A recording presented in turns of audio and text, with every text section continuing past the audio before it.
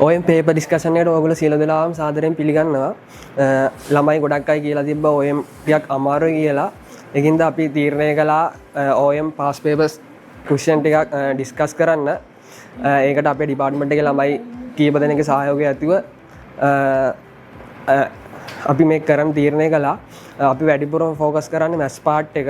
Paper එකෙන් 155ක් 160ක් වගේ maths part එක එන හින්දා ගොඩක්ම මැත්ස් පාර්ට් එක ෆෝකස් කරලා කරන් යන්න තමයි අපි ඩිසයිඩ් කරේ. අපි හිතනවා මේ පාස් පේපර් ඩිස්කෂන් එක අපිට ඉස්සරහට තියෙනවා OM පේපර් එක ලියන්න ඕගොල්ලන්ට ගොඩක් හෙල්ප් වෙයි කියලා. අපි එහෙනම් ඩිස්කෂන් එක පටන් ගමු.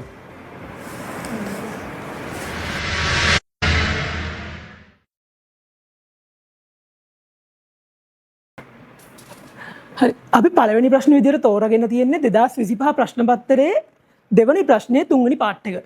මේ ප්‍රශ්නේ ඇවිල්ලා තියෙන්නේ අපේ chapter 4 එකේ අන්තිම කොටසෙන්.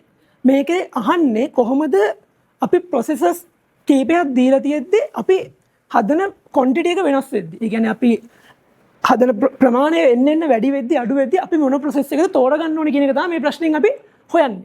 එතකොට මේකෙදි තියෙන theory එක තමයි company එකක් එන්න automation ප්‍රමාණය වැඩි වෙද්දි. ඒ කියන්නේ අපි machines පාවිච්චි කරන්න වැඩි වෙන්න අපේ fixed cost එක වැඩි වෙනවා. ඒ වගේම අපේ variable cost එක අඩු වෙනවා. එතකොට අපි බලමු කොහොමද මේ වගේ ප්‍රශ්නයක් ආවහම අපි මේක හදන්නේ කියලා. එතකොට අපි එකටම කරන්න ඕනේ දැන් අපිට මෙතන processes තුනක් දීලා තියෙනවා. අපි එක එකට අදාළව අපේ total fixed cost එක හොයන්න ඕනේ. හරිද? දැන් එතකොට අපි බලමු පළවෙනි එකේ කොහොමද fixed cost එක හොයන්නේ කියලා. total cost එක හොයන්නේ කියලා.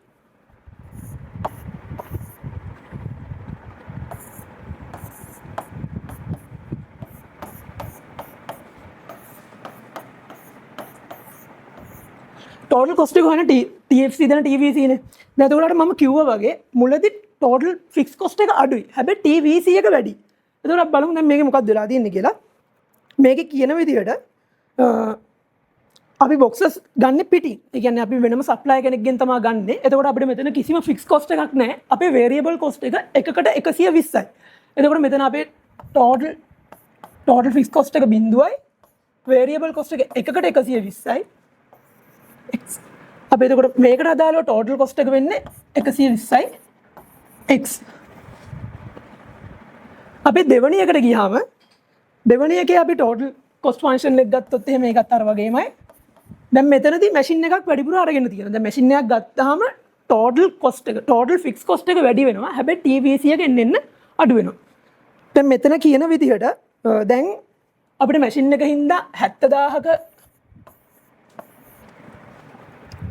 fixed cost එකක් තියෙනවා. ඒ වගේම අපේ TVC එක total variable cost එක එකකට රුපියල් 50කින් අඩු වෙලා තියෙනවා. දැන් එක මේකට යන TVC එක තමයි 70යි. ඒ වගේම මේ B එකට. දැන් අපි C එකට ගත්තොත් එහෙම ඒකත් ඒ වගේමයි. දැන් මේකේ අපේ automation වෙන ප්‍රමාණය තව වැඩි වෙලා තියෙනවා. දැන් එතකොට අර කිව්වා වගේ අපේ fixed cost එක තව වැඩි වෙලා 1,90,000ට වැඩි වෙලා තියෙනවා. අපේ variable cost එක 20ට අඩු වෙලා තියෙනවා.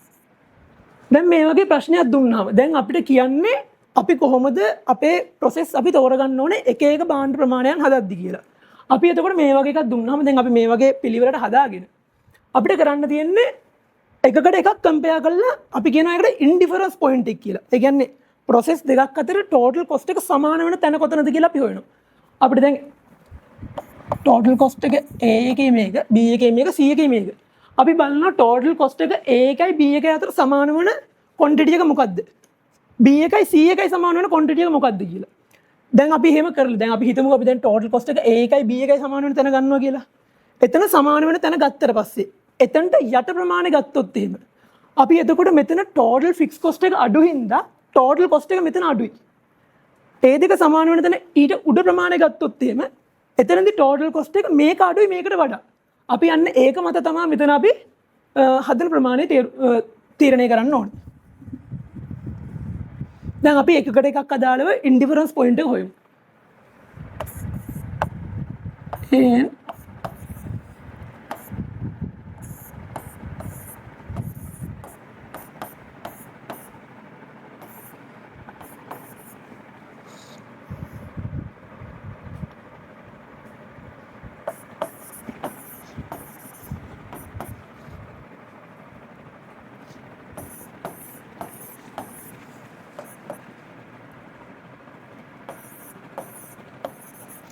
දැන් අපිට normal විදියට මේක සුළු කරලා අපිට x තනි කරලා අපේ මේ දෙක ඉන්ඩිෆරන්ස් වෙන ප්‍රමාණය හොයන්න තමයි එකටම තියෙන්නේ.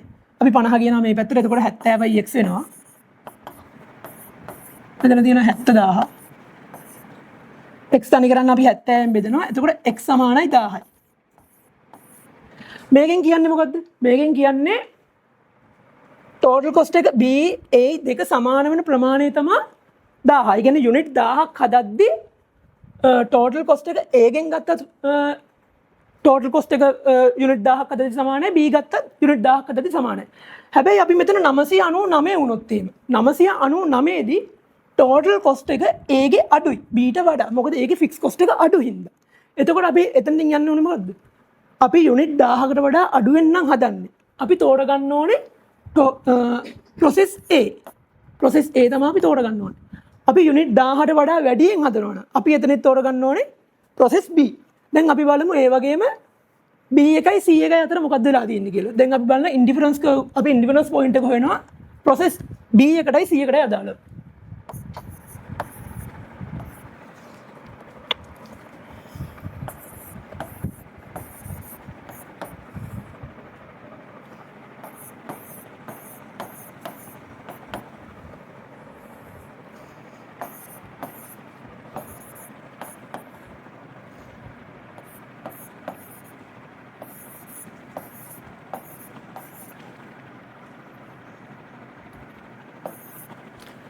එතකොට මේ තමයි අපේ process B එකේ total cost function එක. මේ තමයි අපේ process C එකේ total cost function එක. අපි දැන් මේක සමාන කරලා හොයන්නේ මේ process දෙකම සමාන වෙන cost එක සමාන වෙන භාණ්ඩ ප්‍රමාණය කොතනද කියලා.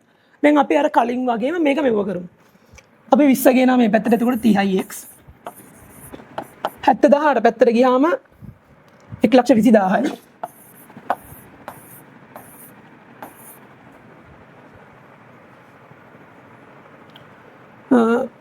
අපි දැන් 30 තනි කරන්න මේක 30න් බෙදනවා.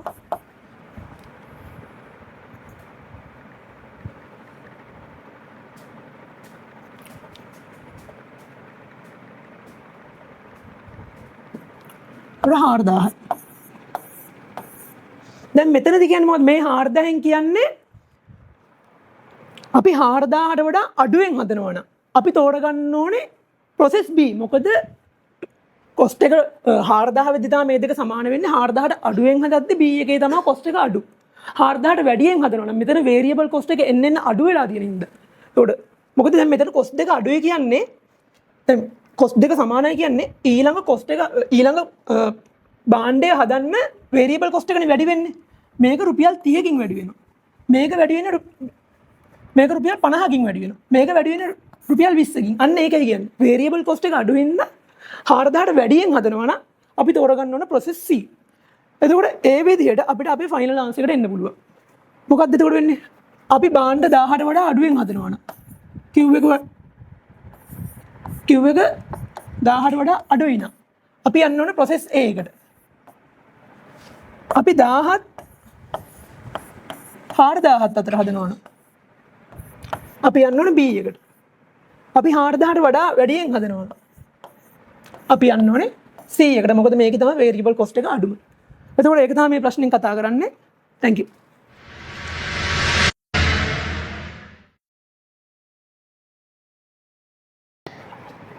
හරි. දැන් අපි ඩිස්කස් කරන්න යන්නේ තුන්වෙනි ප්‍රශ්නේ 2025 පේපර් එකේ. එතකොට 2025 පේපරේ තුන්වෙනි ප්‍රශ්නේ හැදිලා තියෙන්නේ 6 වෙනි පාඩමෙන් සහ 7 වෙනි පාඩමෙන්. 6 වෙනි පාඩමේ තියෙන ෆෝකාස් 6 වෙනි පාඩමෙන් මත ෆෝකාස්ටිං ඒ ලෙසන් එකෙන් තමයි තුන්වෙනි ප්‍රශ්නේ පළවෙනි කොටස හැදිලා තියෙන්නේ. එතකොට ඒකත් හැදිලා තියෙන්නේ ෆෝකාස්ටිං මෙතඩ්ස් තියෙනවා. මේ මෙතඩ්ස් වලින් ටයිම් සීරීස් ක්වොන්ටිටේටිව් මොඩියුල්ස් වලින් තමයි මේ ප්‍රශ්න හැදිලා තියෙන්නේ. එතකොට ටයිම් සීරීස්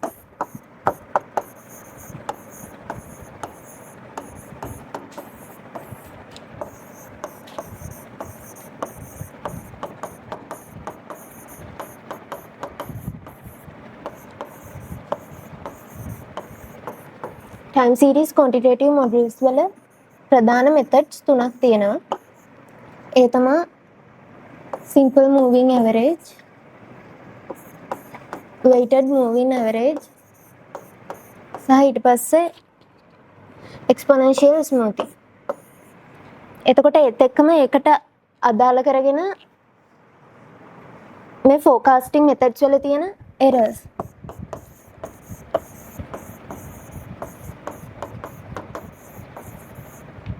ෆෝකාස්ටිං errors වලින්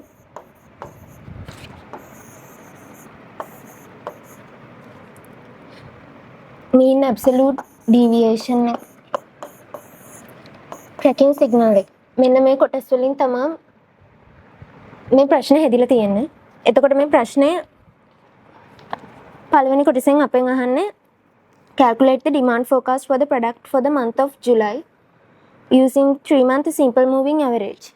එතකොට ඒකේ ජූලි මාසෙට තියෙන simple moving average එක හොයන්න ඕනේ 3 months වලට. එතකොට ජූලි මාසෙට කලින් තියෙන මාස 3ක දත්තයන් තමයි අපිට ඕන. එතකොට අපි අප්‍රේල් මැයි ජුනි මේ මාස 3 තියෙන දත්තයන් අරගෙන තමයි simple moving average එක හොයන්නේ. එතකොට simple moving average එකේ තියෙන සූත්‍රය තමයි මේ තියෙන්නේ previous month එක ඊට පස්සේ මාස දෙකකට කලින් එක මේ තමයි මාස 3කට කලින් එක. එතකොට ජූලි වලට කලින් මාසේ තමයි ජුනි. එතකොට ජුනි වල තියෙනවා actual demand එක 140. පස්සේ මැයි වල තියෙනවා 135ක්. සහ අප්‍රේල් වල තියෙනවා 128. ඒ ටික ඊට පස්සේ අපේ 3 months අපි අරගන්න හින්දා අපි බෙදනවා 3. එතකොට මේකේ ආන්සර් එක එන්නේ කැල්ලක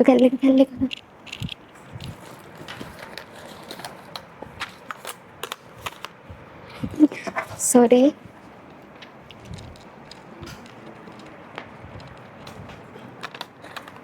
එතකොට මේකේ ආන්සර් එක එන්නේ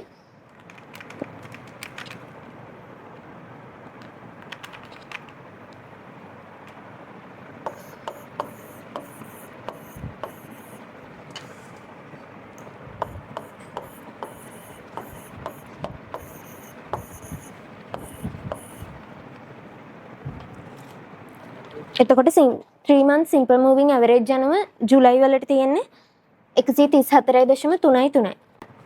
මේකෙන් පස්සේ අපෙන් අහන්නේ 3 month weighted moving average එක. එතකොට ඒත් එක්කම අපිට දීලා තියෙනවා අදාළ weights ටික. මේ 35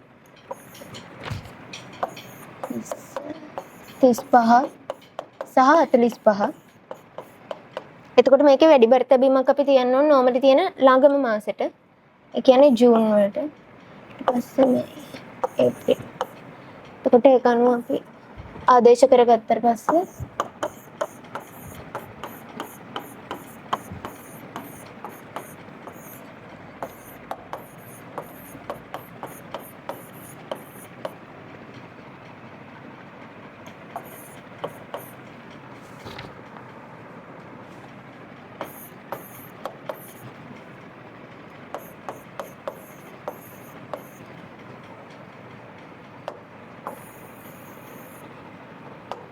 එතකොට මේ ගණන් සුළු කරාට පස්සේ එන්නේ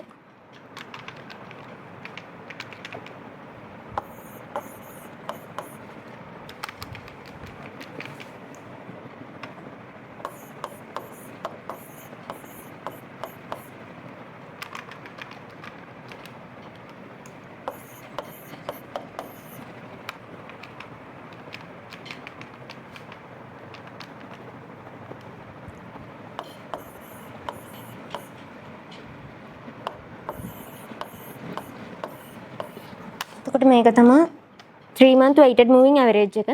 එකකින් පස්සේ අපෙන් අහන exponential smoothing technique. එතකොට ඒකට අදාළ සූත්‍රය තමයි මේක. ඒත් එක්කම අපිට දීලා තියෙනවා මේකේ alpha ගේ 0.3ක් විදිහට. සහ මේ තියෙන්නේ මේ අදාළ ජූලි වලට කලින් මාසේ. ඒ කියන්නේ ජූනි මාසේ තියෙන forecasted අගේ. එතකොට ජූනි වල තියෙන forecasted අගේ තමයි 115.53යි. එතකොට ඒකට අපි එකතු කරන්න ඕන මෙතන තියෙනවා alpha 0.3 සහ ඒ මාසේ තියෙන ඒ කියන්නේ ජූනි වල තියෙන actual demand එක සහ forecasted demand එක. එතකොට ජූනි වල actual demand එක 140යි සහ forecasted එක උනේ 115.53යි.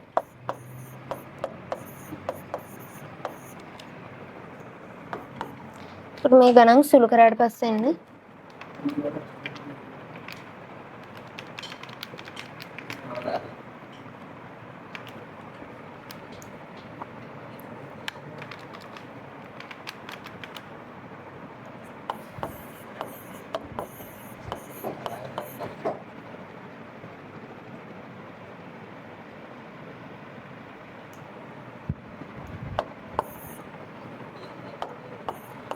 එතකොට මේක තමයි එක්ස්පොනෙන්ෂියල් ස්මූතින් එක. ඊට පස්සේ අපිට B වෙනි කොට B part B එකෙන් අපිට කියන්නේ MAD හොයන්න කියලා මේ forecasting methods වල. දැන් අපි forecasting methods තුනක් use කළා. ඒ තමයි weighted moving average, simple moving average සහ exponential smoothing technique. එතකොට මේ තුනට අදාළව අපිට MAD හොයන්න කියනවා. එතකොට ඒකට අපිට ගොඩාරියක් ලේසි මේ වගේ අපි වගුවක් කලින් ඇදගත්තන. එතකොට දැන් මෙතන අපි සලකලා තියෙන්නේ simple moving average එක. මේ simple moving average එකට අදාළව අපි ගාව තියෙන දත්ත තුනයි. අපිට පේපරේ අපිට දීලා තියෙන දත්ත තුනයි. ඒත් එකම අපි part A වලදී තව දත්තයක් අපි හොයාගන්නවා. ඒ තමයි ජූලි වලට අදාළ simple moving average එක. එතකොට අපිට ඒකත් මේකෙදි use කරන්න පුළුවන්. ඒ කියන්නේ අපි මේ වගේ තුනක් අපිට compare කරන්න ආවට පස්සේ අපි සලකලා බලන්න ඕන මේ ටෙක්නික් තුනටම අදාළව දත්තයන් තියනවාද කියලා එක සමාන විදිහට. දැන් අපි උදාහරණයක් විදිහට ගත්තොත් exponential smoothing වල අපිට ජනවාරි ඉඳලා ජූනි වෙනකන් දත්ත දීලා තියෙනවා. ඒත් එක්කම අපි part A වලදී ජූලි වලට අදාළ දත්ත හොයාගත්තා. එතකොට ඒකේ තියෙනවා ජනවාරි ඉඳලා ජූලි වෙනකන් තියෙන දත්ත. හැබැයි ඒකට කලින් තියෙන අර simple moving average, weighted moving average වල අපිට තියෙන්නේ අප්‍රේල් වල ඉඳලා ජූලි වලට තියෙන දත්තයන් විතරයි. එතකොට අපිට තුනක් කම්පෙයාර් කරන්න කිව්වට පස්සේ ඒ තුනටම එක සමාන විදිහට දත්තයන් තියෙන්න ඕන. එතකොට ඒ හින්දා අපි සලකන්නේ අප්‍රේල් ඉඳලා ජූලි වලට යනකන් තියෙන අගයන් විතරයි. දැන් simple moving average වල ජූලි වලට අදාළව තියෙන මේ තියෙන්නේ actual demand එක අපිට දීලා තියෙනවා. ඒත් එක්කම forecasted demand එක අපිට මේ අගයන් තුන දීලා තියෙනවා සහ අපි part A වලදී මේ අගය අපි හොයාගත්තා. එතකොට මේ තියෙන්නේ මෙතන මේ actual demand එකෙන් forecasted demand එක අඩු කරාට පස්සේ එන අගයන් සහ අපි මෙතනදී මේකට අදාළ තියෙන සලකුණු අපි ඒ විදිහටම සලකා බලනවා. ඒ කියන්නේ 128 105ක් අඩු කරාට පස්සේ අපිට එන්නේ ධන අගයක්. ඒ වගේ අපි සලකුණු සලකා බලනවා. සහ එකෙන් පස්සේ මෙතන මේ ලකුණු දෙකෙන් කියන අපි ධන ඍණ සලකුණු අපි සලකා බලන්නේ නැහැ. සහ අපේ MAD කියන්නේ mean absolute deviation එකට අනුව කි සූත්‍ර වෙන්නේ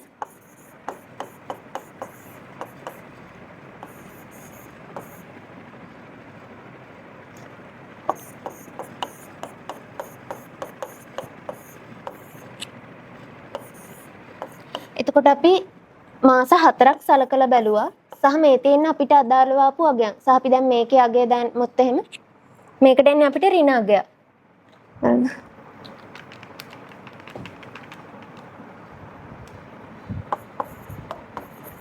ජූලි වලට අදාළව අපිට forecasted එකට එන්නේ ඍණ අගයක්. එතකොට ඒකේ අපි ඍණ ලකුණු සලකන්නේ නැතුව තමයි මේ කොටසට දාගන්නේ. ඊට පස්සේ අපි මේ කොටසේ තියෙන එකතුව බලනවා.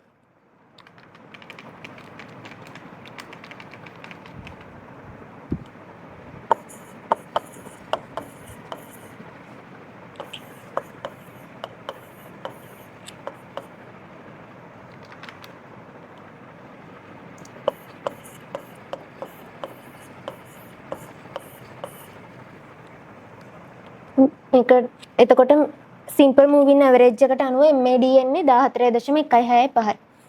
දැන් අපි weighted moving average එකට අදාළව අගයන් බලමු.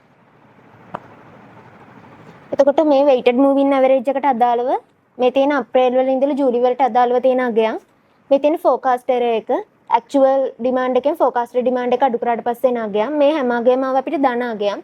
සහ එතකොට ඒකේ ලකුණු සලකා බලන්න නැතුව තමයි අපි මේ තීරුව ලියාගන්නේ.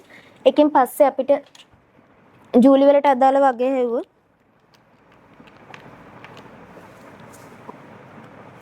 කියන්නේ forecast error එකෙන්නේ 3.85ක් ඍණ.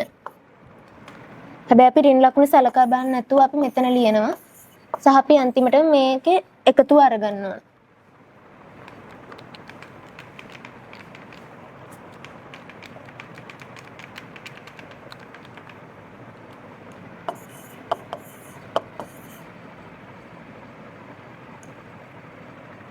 එතකොට mean absolute deviation එකේ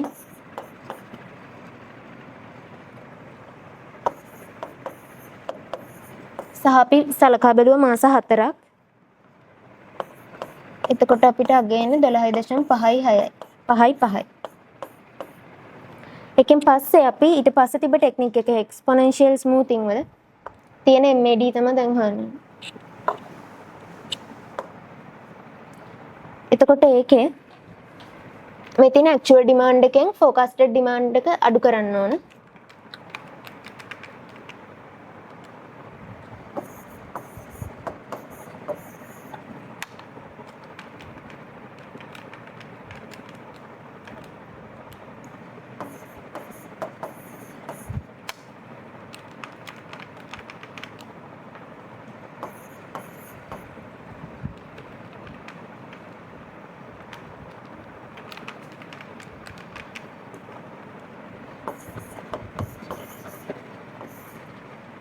එතකොට මේකෙත් කිසිම අපිට ඍණ සලකුණු ආවේ නැහැ. එතකොට අපි මේ අගයන් එහෙමම ලියා ගන්නවා.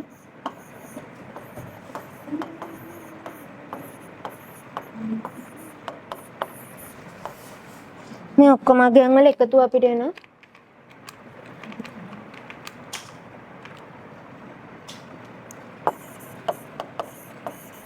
එතකොට MAD හොයනකොට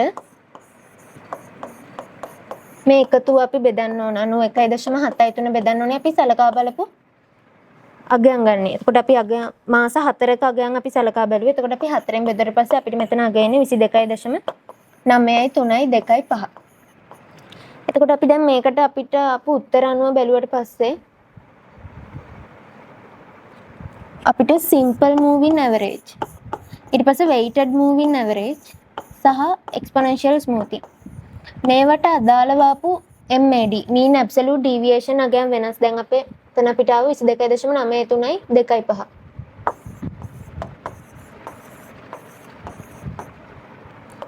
ටකලි weighted moving average වල ආව 12.55ක්. කලින් කාව 14.165.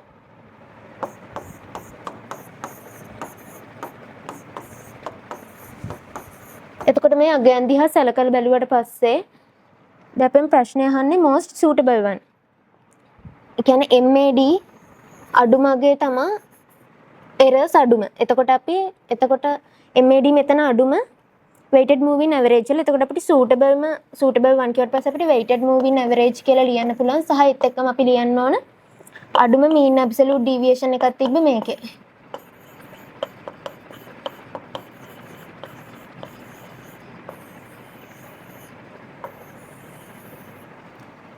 එකෙන් පස්සේ අපි part C වලට යනවා. using the tracking signal comment on the recommended forecasted method. දැන් එතකොට අපි කලින් ප්‍රශ්නේදී අපි recommend කළේ WMA කියන්නේ weighted moving average. ඊට පස්සේ ඒකට අදාළව අපි මුලින් RSFE ඒ තමයි running sum of forecast errors. running sum of forecast errors කියන්නේ දැන් අපි මේකදී සලකන්නේ weighted moving average එක විතරයි.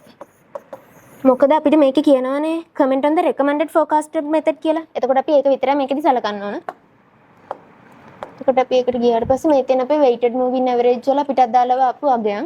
එතකොට මේ තමයි forecast error.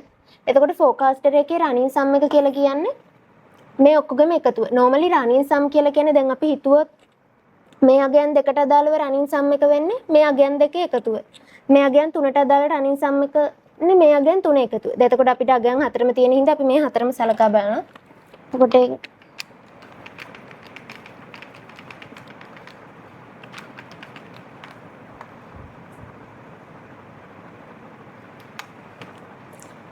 එතකොට මේක එකතු වෙන්නේ 42.5ක්. ෆාස්ට් මෙතඩ් එක ගැන කමෙන්ට් එකක් දෙන්න කියලා. එතකොට අපේ රෙකමන්ඩ් කරපු ෆෝකාස්ටඩ් මෙතඩ් එක තමයි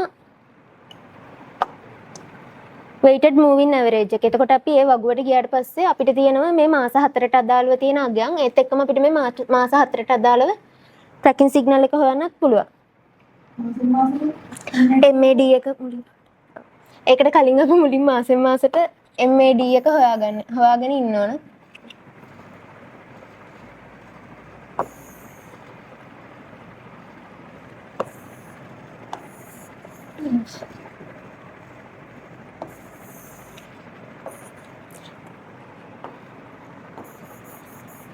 මාසෙන් මාසෙට MAD එක හොයනකොට එතකොට එතකොට අපි පළවෙනි මාසේ අපි ගාව තියෙන මේ අගය තමයි 19.75. එතකොට ඒකට අපි සලකලා බලලා තියෙන එක මාසයක් විතර. එතකොට 19.75 එක මාසෙ විතර පස්සේනේ මේ අගය. එකෙන් පස්සේ අපි දෙවෙනි මාසෙට MAD හොයනකොට අපිට මේ අගයන් දෙකම සලකා බලන්න පුළුවන්. එතකොට 19.75ට අපි එකතු කරනවා 15.15. ඊට පස්සේ අපි සලකා බලුවේ මාසවල දෙකක් ඊපස්සේ අපි එක දෙකෙන් බෙදනවා. අපිට එන අගය 17.45. එකෙන් පස්සේ ජූනි වලට අදාළව MAD හොයනකොට අපි මේ මාසවල තුනම අපිට සලකා බලන්න පුළුවන්. එතකොට 19.75යි මේ තුනේම එකතුව අපිට එනවා 46.35. ඊට පස්සේ අපි ඒක බෙදනවා 3. ඊට පස්සේ අපිට එනවා 15.45. සහ අන්තිමට මේ මාසේ එන අගය තමයි අපිට ඇත්තටම ආපු MAD අගය. අපිට මේකට MAD yes 12.55ක් තමයි. ඊට පස්සේ අපිට දැන් පුළුවන් tracking signal එක හොයන්න. එතකොට tracking signal එක කියන්නේ running sum of forecasted errors බෙදනවා MAD වලින්. එතකොට running sum එක තියෙන්නේ මෙන්න මෙතන. forecast error. sorry. මෙතන තමයි තියෙන forecast error එක. එතකොට forecast error එක running sum කියන්නේ දැන් අපි මෙතන එක අගයක් නම් සලකන්නේ. එතකොට 19.75 විතරයි. ඒක බෙදන්න ඕනි අපි MAD අගෙන්. මේ අගෙන් බෙදලා පස්සේ tracking signal එකට එන්නේ එකයි. එකෙන් පස්සේ running sum of May වල එතකොට මේ අගයන් දෙකක් තියෙනවා. එතකොට අපි මේ දෙකේම එකතුව බලනවා. එකතු බැලුව පස්සේ එනවා අපිට 34.9ක්. අපි ඒක MAD වලින් බෙදනවා. තමයි 17.45. ඒ බෙදුවට පස්සේ අපිට අගය එනවා 2. එකෙන් පස්සේ අපි මේ මාසවල තුනේම සලකා බලුවට පස්සේ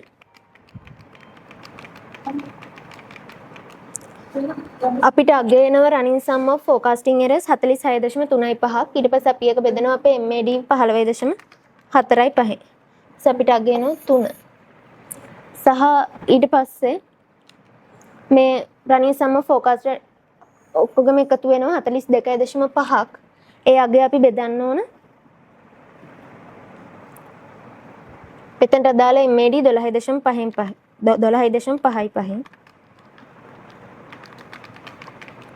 එතකොට අපිට අගය එනවා 3.39. එතකොට දැන් මේ අපිට කියන්නේ control limits -4 +4. මේ දෙක අතර තමයි තියෙන්න ඕන. එතකොට අපේ tracking signal එක බැලුවට පස්සේ මේ තියෙන ඔක්කොම අගයන් මේ අගයන් දෙක අතර තියෙනවා.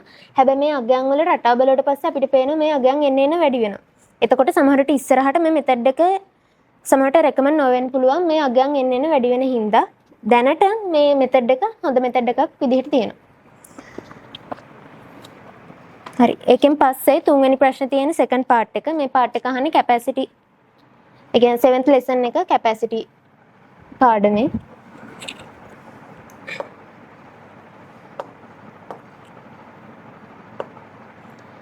එතකොට මේ question එකේ අපිට කියනවා company of two types of healthy drinks. Vital Boost සහ Sunberry. මේ Vital Boost එකට මේ අකුර මම Sunberry එකට ඉස්සෙත් දාගන්නවා. එතකොට මේ දෙකටම අදාළව bottles වලයි cartons වලයි දෙකේම products තියෙනවා. කින් පස්සේ දැන් මේ කියනවා මේ විදිහට තමයි මේකේ products යන්නේ. එකෙන් පස්සේ අපි දැන් මෙතන අපිට ඊට පස්සේ projected annual demand දීලා තියෙනවා 2025 2026 අවුරුදු වලට. ඒ අගයන් වලට අදාළව. එතකොට ස්ටකෙන් මේ තියෙන 25 මේ තියෙන 26. එතකොට 25ට අදාළව bottles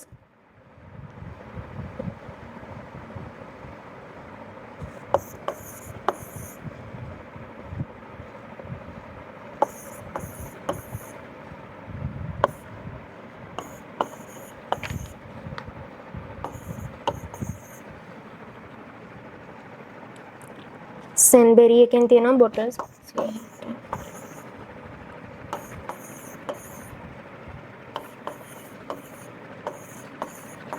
එතකොට මේ විදිහට තමයි තියෙන්නේ. ඒකෙන් පස්සේ අපිට මේක කියනවා කම්පැනි ඇතුලේ තියෙන කැපැසිටිස් යන. එතකොට කම්පැනි දැනට තියෙනවලු bottling machines 4ක්. bottling machines 4ක් තියෙනවා. each with the capacity of 100,000 bottles. මේ එකකින් අපිට bottles 100,000 හදන්න පුළුවන්. එතකොට each machine මේ එක machine එකකට operatorsලා දෙන්නෙක් ඕන.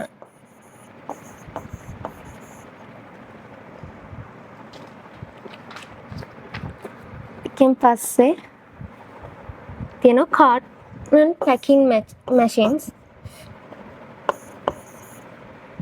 මිලියා ගන්න එක. ඒ වගේ machines 6ක් තියෙනවා. සහ මේ එක machine එකකින් capacity එක 1,50,000ක් වෙනකම් නිෂ්පාදනය කරන්න පුළුවන්. සහ මේ එක machine එකකට operatorsලා 3 දෙනෙක් ඕනි කරනවා. එතකොට දැනට කම්පැනි ඇතුලේ මේකේ ඔපරේටර්ස්ලා ඉන්නවා 18ක්. සහ උඩ bottling machines වලට අදාළව ඔපරේටර්ස්ලා ඉන්නවා 8ක්. ඒ කියන්නේ bottling machines 4ක් තියෙනවා, ඔපරේටර්ස්ලා 8ක් ඉන්නවා. cartons වලට අදාළව machines 6ක් තියෙනවා සහ ඔපරේටර්ස්ලා 18ක් ඉන්නවා. දැන් අපි මුලින් අහන්නේ determine the bottling machine and carton packing machines requirement for the next 2 years. එතකොට ඒකට අපි මෙහෙම එකක් ඉඳගත්ත පස්සේ අපිට ලේසි මේ තියෙන අවුරුදු දෙක 2025 සහ 26 මේ තියෙන අපිට අවශ්‍ය කරන machines ගන්න.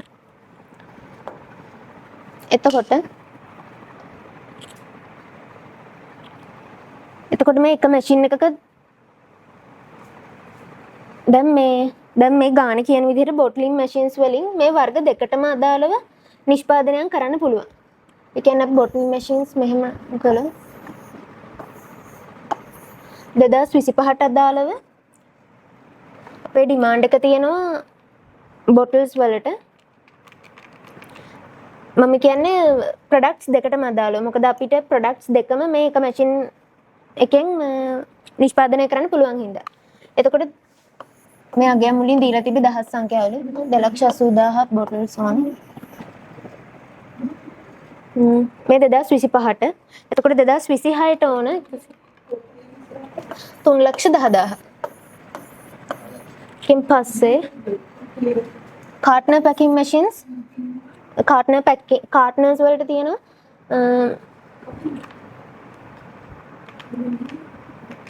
2025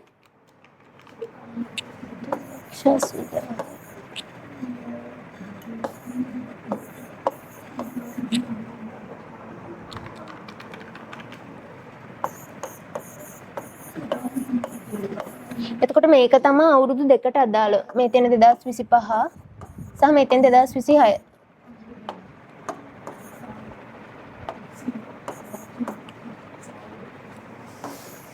දැන් තියෙන අපිට කොච්චර ප්‍රමාණ වලින් ඔපරේටර්ස් සහ මැෂින්ස් ඕනිද කියලා. එතකොට 2025ට අදාළව අපිට නිෂ්පාදනය කරන්න ඕන bottles 2,80,000. එතකොට 2,80,000 අපි නිෂ්පාදනය කරන්න ඕන. සහ මේකේ තියෙන එක මැෂින් එකක කැපැසිටි එක. එක මැෂින් එකක කැපැසිටි එක වෙන්නේ ලක්ෂය. එතකොට අපිට අගයන 2.8යි. ඒ කියන්නේ මැෂින්ස් 3ක් අපිට ඕන. ඒකෙන් පස්සේ 2026ට අදාළව අපිට bottles ඕනි කරලා තියෙන 3,10,000. 3,10,000 සහ අපි ගාව තියෙන එක මැෂින් එකක ධාරිතාවය වෙන්නේ ලක්ෂයයි. එතකොට 3.1යි අපිට ඕනි කරනවා මැෂින්ස් 4ක් මේ අවුරුද්දට අදාළව. එකෙන් පස්සේ carton packing machines. එතකොට අපිට cartons ඕනි කරනවා 2026ට අදාළව 2025ට අදාළව 3,80,000ක්.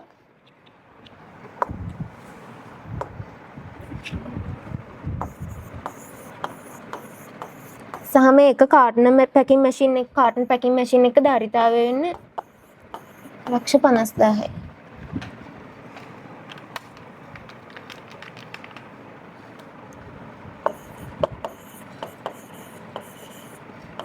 අපිට මේ දෙක බෙදුවට පස්සේ අගයන්නේ 2.5යි 3යි. ඒ හින්දා අපිට machines 3ක් ඕනි කරනවා. ඒකෙන් පස්සේ 2026 අපිට ඩිමාන්ඩ් එක තියෙනවා 4,30,000කට මේ වර්ග දෙකෙන්ම. ඒක බෙදනවා අපි 1,50,000යි. එතකොට ගේන 2.8.7. එතකොට අපිට මැෂින්ස් ඕනි කරනවා 3. එතකොට මේක තමයි 2025 සහ 2026 වර්ෂ වලට අදාළව අපිට ඕනි කරන machine requirements. එතකොට bottling machines ඕන 2025ට අදාළව machines 3ක් සහ carton packing machines ඕන 3ක්. 2026ට අදාළව bottling machines 4යි packing machines 3ක් ඕන. එතකොට දැනට අපි ගාව තියෙනවා bottling machines 4කුත් carton packing machines 6කුත්. එතකොට දැනට මේ තියෙන දත්තයන් වලට අනුව අපි ගාව වැඩිපුරත් එක්ක machines තියෙනවා. ඉතින් ඒක ගැන සඳහන් කරන්න ඕන. එකෙන් පස්සේ අපි ගාව වැඩිපුර machines තියෙනවා කියලා. එකෙන් පස්සේ අපෙන් ඊළඟට අහන්නේ operator requirement. එතකොට අපිට 2025ට අදාළව machines ඕන 3ක් bottling machines 2026ට අදාළව bottling machines 4ක් ඕන. 3යි 4යි. සහම එක machine එකක් operate කරන්න 2 operators.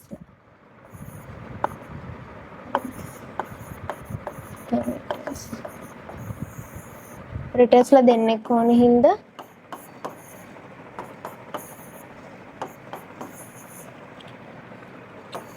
මේ තමයි operator requirements for bottling machines for the මේ අවුරුදු දෙකට අදාළ packing machines. ඊපස්සේ packing machines අපිට ඕන 2025ට අදාළව 3ක් සහ 2026ට අදාළව 3ක්. එතකොට මේක machine එකක් operate කරන්න අපිට operators ලා ඕන 3 දෙනෙක්.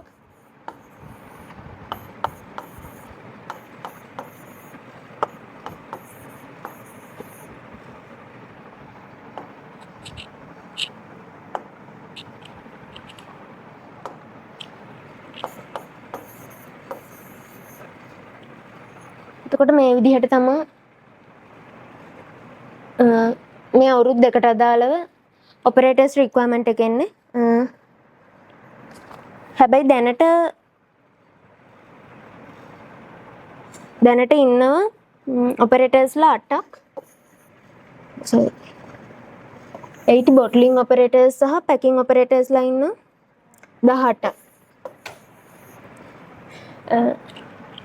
එතකොට මේ ගොඩම packing operators ලා ගත්තට පස්සේ අපිට අවශ්‍ය වෙන්නේ අවුරුදු දෙකටම 9 හැබැයි 18ක් ඉන්න හින්දා මෙතන over staff එකක් වෙලා තියෙනවා. ඒ කියන්නේ අපිට අවශ්‍ය ප්‍රමාණයට වඩා වැඩිපුර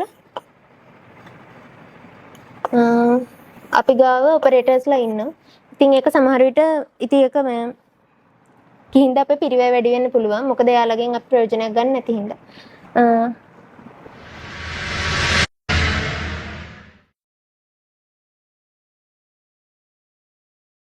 අපි දැන් fourth question එක discuss කරමු. Roman number 1. Ceylon Beverages Private Limited is a soft drinks manufacturing and bottling company. They are planning to establish a new factory in Sri Lanka and is considering 2 potential locations, Ratmalana and Ratnapura. Identify 5 critical location factors that should be considered in the selection process and rank the factors in order of importance. Highest important factor being the first and least important factor being the last, based on their relevance to Ceylon Beverages operations, right? එතකොට මේ question එක link වෙන්නේ unit 8 එකත් එක්ක. එතකොට මෙතනදී අහන්නේ දැන් මේ Ceylon Beverages location එකක් select කරගද්දි මොනවද ඒගොල්ලෝ consider කරන්න ඕන factors. එනේ factors ටික මේගොල්ලන්ට important වෙන විදිහට වැඩිම important factor එකේ ඉඳන් අඩු එක විදිහට rank කරගෙන ලියන්න තියෙනවා. හරිද?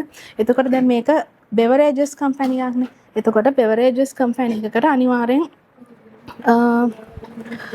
water තියෙන්න ඕනේ. මොකද beverages and drinks හදන්න water තියෙන්න ඕනේ. එතකොට අපිට එක factor එකක් විදිහට consider කරන්න පුළුවන් proximity to water sources and utilities. ඒ කියන්නේ දැන් අපි කියන්නේ මොකක් හරි factory එක රත්මලානේ හැදුවොත් අපිට water ගන්න water supply එක ගන්න ළඟ තැනක්ද කියන අනේ දේවල් කන්සිඩර් කරන්න ඕනේ. එතකොට පළවෙනි එක විදිහට අපිට ගන්න පුළුවන් proximity to water sources and utilities.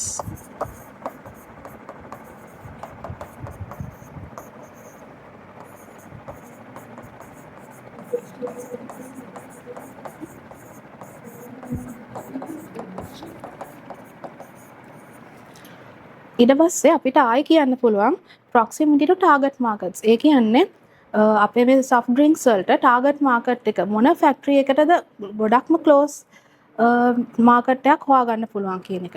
එතකොට ඒක second එක විදිහට ගන්න පුළුවන් proximity to target markets.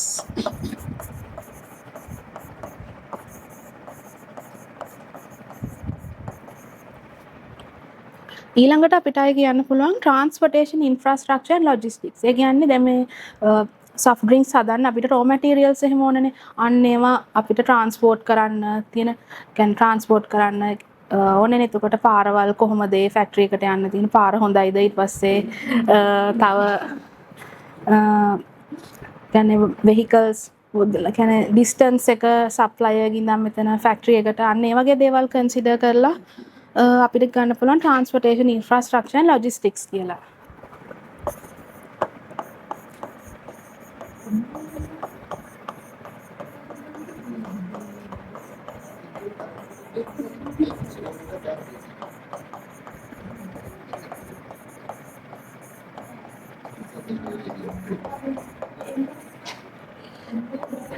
ඊට පස්සේ අපිට fourth එක විදිහට ගන්න පුළුවන් availability and cost of land. ඒ කියන්නේ land prices. දැන් අපි ගත්තොත් රත්මලාන ගත්තොත් කොළඹ වල land price එක ගොඩක් වැඩිනේ.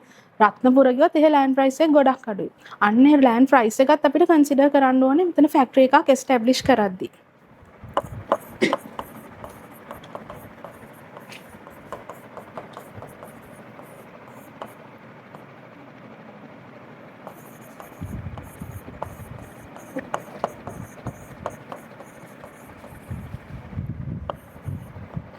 ඊළඟට ආයි කන්සිඩර් කරන්න ඕනේ පස්වෙනි එක විදිහට labor availability and specialized skills. ඒ කියන්නේ දැන් රත්මලාන factory රත්මලාන establish කරොත් ඒ ළඟ අපිට skilled laborers ලා හොයාගන්න පුළුවන්ද technicians ලා engineers ලා වගේ කට්ටිය අපේ factory එකට අදාළ කරන employees ලා ඒ ළඟින් හොයාගන්න පුළුවන්ද කියන එක තමයි ඊළඟට බලන්න ඕනේ. labor availability and specialized skills.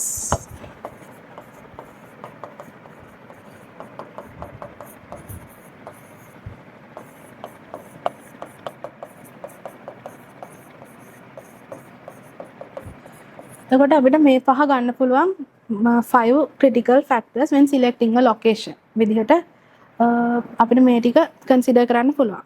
දැන් අපි fourth question එකේ Roman number 2 එකට යමු.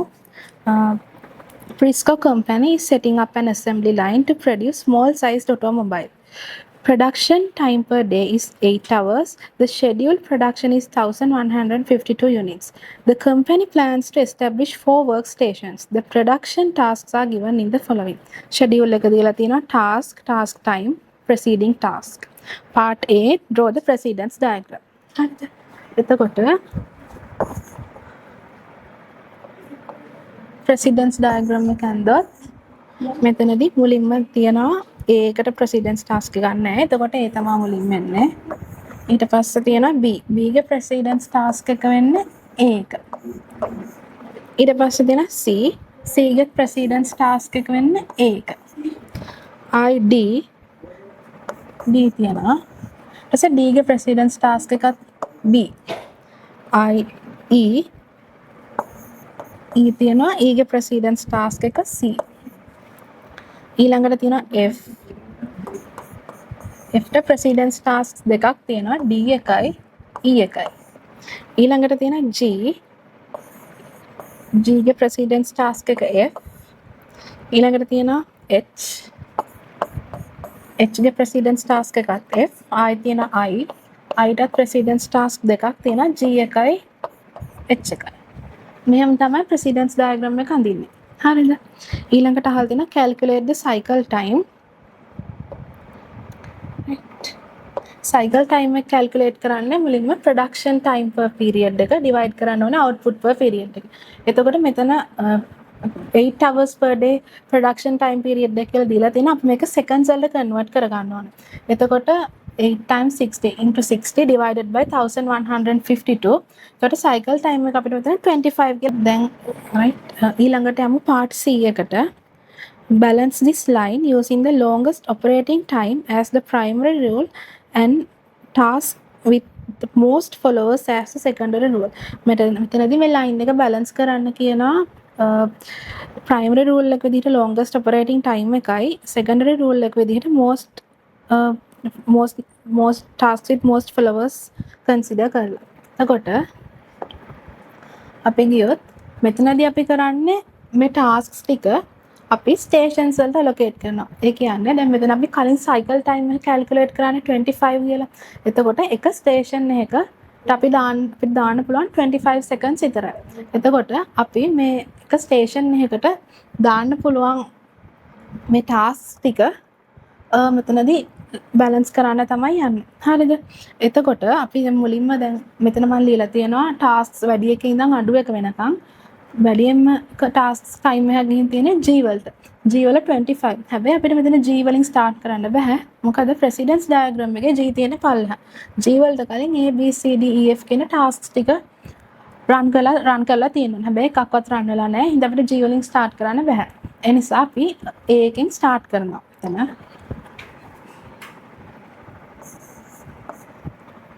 ඒක තියෙනවා. පස්සේ ඒකට 20 හරි පස්සේ remaining time එක මෙතන 25න් 20ක් ගියහම 5යි ඒක 5 එක අපිට idle time එකක් විදියට consider කරන්න ඕනේ මොකද තප්පර 5ක් තියෙන එක task එකක්වත් නැහැනේ මෙතන allocate කරන්න විදිහක් නැහැ එතකොට ඒක idle වෙනවා so මේ remaining feasible tasks මොකක්ද නැහැ secondary rule එකට යන්න ඕනේ නැහැ එතකොට අපි ඒක හරි ඊට පස්සේ අපිට තියෙන්නේ ඊළඟට වැඩිම තියෙන්නේ D. තාම G execute කරන්න බෑ. D බැලුවොත් අපිට D වලට යන්න බෑ. මොකද D execute කරන්නේ B execute වෙලා ඉන්න ඕනේ. ඒ නිසා අපි මෙතන කොහොමද D ට පස්සේ තියෙන්නේ B. එතකොට අපි B එකට යනවා මෙතන. ඊට first station එකේ ඉවරයි task allocate කරලා ඊට පස්සේ second station එකට යනවා.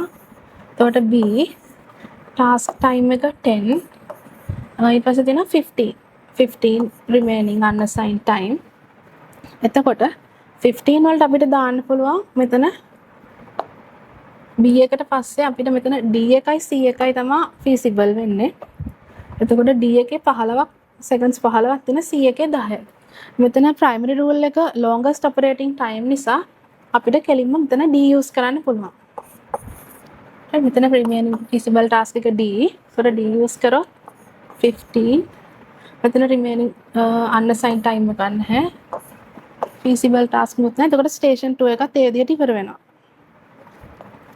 එතකොට D එකත් හරි ඊළඟට අපි third station එක start කරද්දී A B D complete වෙලා ඉවරයි ඊළඟට තියෙන්නේ order එකට G තාම start කරන්න බෑ C එක start කරන්න පුළුවන් C එක precedence task එක A එක නිසා C start කරා C වල 10යි remaining unassigned time මෙතනත් 15ක් ඉතුරු වෙනවා ඊට පස්සේ බලන්න ඕනේ මේ 15 කොහොමද අපි allocate කරන්නේ මෙතන remaining task එකකින් එතකොට C එකට ගිහින් මෙතන තියෙන ඊට පස්සේ H ඊළඟට වැඩිම H අපිට run කරන්න විදිහක් නැහැ මොකද EF run වෙලා තියෙන්න ඕනේ. ඒ දෙක run වෙලා නැති නිසා මෙතන අපිට H run කරන්න බෑ. ඊට පස්සේ තියෙනවා I. I එක run කරන්න විදියකුත් නෑ. I එක run කරන්නත් මේ ටිකම run වෙලා තියෙනවා. එකක්වත් run වෙලා නැති හින්දා අපිට I වලට යන්නත් බෑ. එතකොට අපි යනවා E. ඊළඟට තියෙන E වල 8 seconds. E ගත්තොත් අපිට E එක run කරන්න පුළුවන්. මොකද E එකේ precedence task එක C run වෙලා තියෙනවා. එතකොට අපි E වලට යනවා. station එතකොට 3 එකේ remaining unassigned time එකට අපිට E ගන්න පුළුවන්. secondary rule එකට යන්න අවශ්‍යතාවයක් ඉන්නේ නැහැ එතන. එතකොට E ගත්තා. E වල 8යි. මෙතන 15න් 8ක් ගියාම 7යි මෙතන. ඊට පස්සේ බලන්න 7යි. 7යි ඊට පස්සේ බලනවා ඊළඟට assign කරන්න පුළුවන්. මෙතන E එකත් හරි. ඊට පස්සේ තියෙන්නේ F එක එතන remaining unassigned time එක 7යි seconds 7ක් යන task එකකට තියෙන F එක අපි බලමු F එක පුළුවන්ද කියලා. ඔව් F එක පුළුවන් මේ run කරන්න මොකද E එක E එකයි D එකයි precedence task වෙන්නේ F වල ඒ දෙකම run වෙලා තියෙන නිසා අපිට F එක run කරන්න පුළුවන්. එතකොට මෙතෙන්ට අපි F එක දැම්මොත් 7යි. එතනින් unassign time නැහැ. feasible task උත් නැහැ. secondary rule යන්න ඕනෙත් නැහැ. එතකොට station 3 එකත් හරි. ඊළඟට අපි දැන් station 4 එක start කරන්න ඕනේ. මෙතන මේක 25ත් හරි. දැන් 4 එකට යනවා. අපිට ඉතුරු වෙලා තියෙන්නේ G එකයි H එකයි I එකයි. දැන් මේ වෙනකොට tasks මේ A B C D E F කියන tasks ටික run වෙලා තියෙන්නේ. එතකොට දැන් අපිට G එකට යන්න පුළුවන්. මොකද G එකට අදාළ ඔක්කොම precedence task ටික run වෙලා තියෙනවා. ඒ නිසා අපිට කෙලින්ම G අරගත්තා 25 seconds. remaining unassigned time නැහැ. feasible remaining task උත් නැහැ. එතන නැහැ. ඒතර G එකත් හරි. එතකොට station 4ත් හරි. ඊළඟට අපි යන station 5. station 5 එකේදී දැන් අපිට ඉතුරු වෙලා තියෙන්නේ H එකයි I එකයි. G එකත් හරි H එකයි I එකයි ඉතුරු වෙලා තියෙන්නේ. එතකොට එහෙම ගත්තොත් වැඩිම තියෙන්නේ දෙකම 10 seconds. එතකොට අපිට මෙතනදී I එකට යන්න බෑ. මොකද I එක run කරන්න H එක run වෙලා තියෙන්න ඕනේ. ඒ නිසා අපි මුලින්ම එතන H එක ගන්නවා. H එකේ 10යි. remaining තියෙනවා 15ක්. remaining task එකට අපිට දාන්න පුළුවන් වෙන්නේ I එක. I එක ගත්තා. I එකේ මෙතන H එක හරි. දැන් I එකත් ගත්තා අපි. I එකත් හරි. I එක ගත්තා 10 seconds. මෙතන remain වෙනවා 5ක්. 5ක් remain වෙනවා. ඒක idle time විදියට අපිට consider කරන්න වෙනවා. මොකද 5 ආයිමකුත් allocate කරන්න task එකකුත් නැහැ. මෙහෙම තමයි මේ line balancing එක කරන්නේ.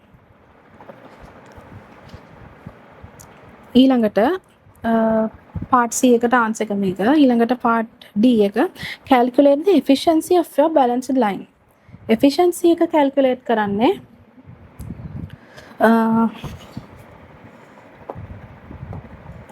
efficiency එක calculate කරන්නේ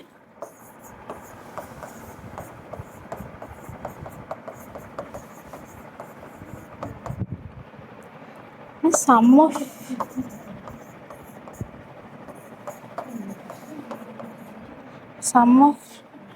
task times make a divided by actual number of workstations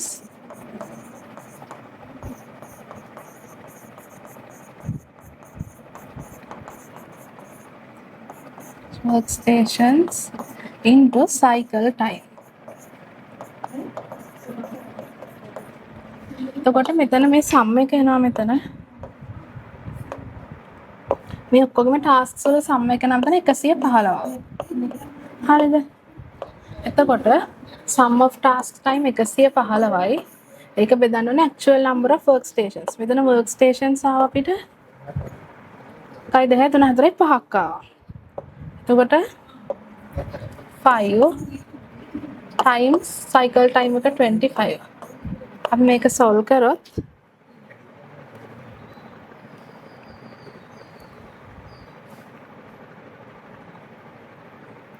answer කෙනා efficiency එක 92%. හරිද? ඊළඟට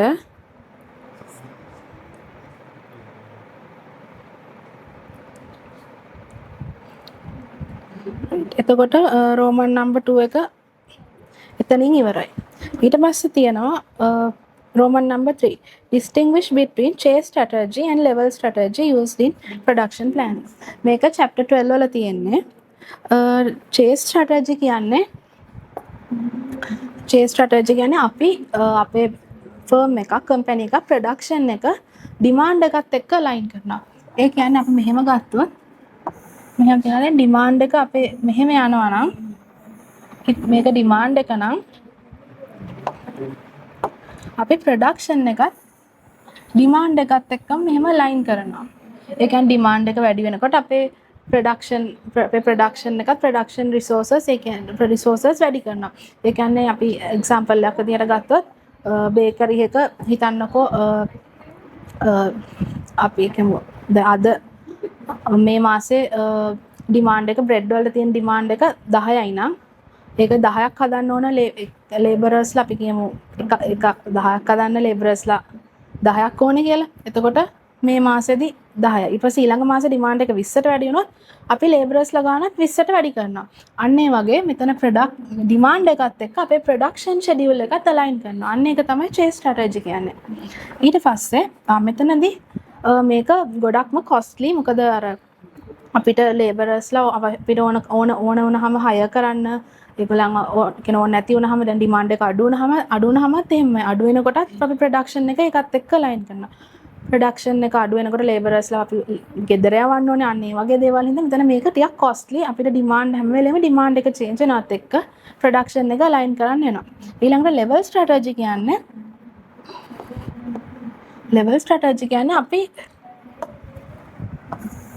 අපි මෙහෙම කොන්ස්ටන්ට් ලෙවල් එකක් තියාගන්න ප්‍රොඩක්ෂන් එක ඩිමාන්ඩ් එක මෙහෙම වේරි වෙනවා.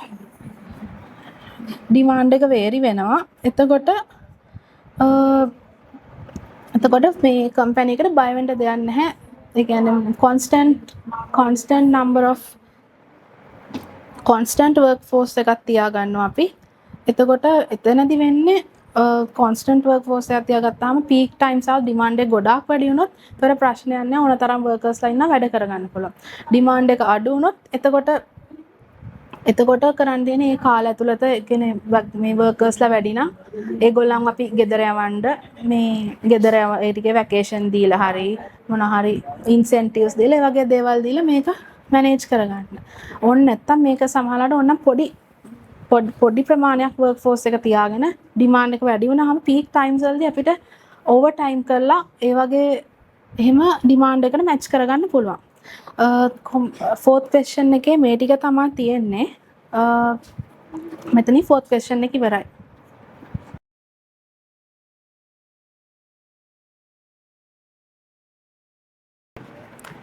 හරි.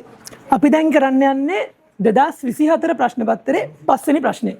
අපි මේක තෝරගත්තේ මේකත් 9 වෙනි පාඩමෙන් එන ප්‍රශ්නයක්. අපිට ප්‍රෙසිඩන්ස් ඩයග්‍රෑම් එක අඳින්න තියෙනවා. ඊට පස්සේ අපිට සයිකල් ටයිම් එක හොයන්න තියෙනවා. ඊට පස්සේ අපිට වර්ක් ස්ටේෂන්ස් ටික තියෙන ටයිම් එකත් එක්ක බැලන්ස් කරන්න තියෙනවා මේ ගානේ. මේක 9 වෙනි පාඩමෙන් ඇවිල්ලා තියෙන්නේ. අපි බලමු මේක කොහොමද කරන්න කියලා. මේක දැන් එතකොට අපිට ටාස්ක් ටයිම් එක දීලා තියෙනවා. අපිට ප්‍රෙසිඩින් ටාස්ක් ටික දීලා තියෙනවා මෙතන.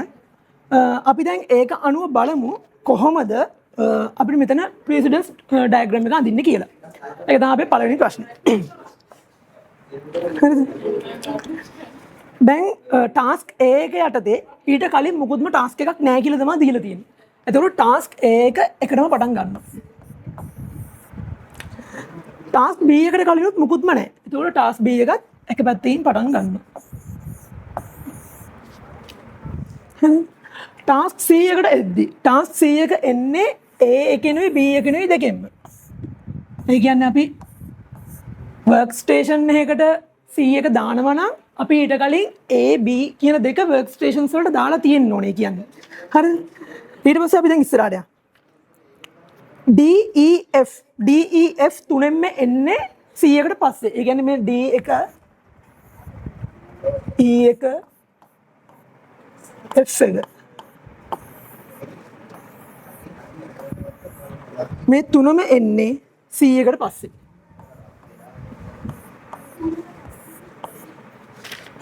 ඊට පස්සේ G එක එන්නේ D ගෙනුයි E ගෙනුයි.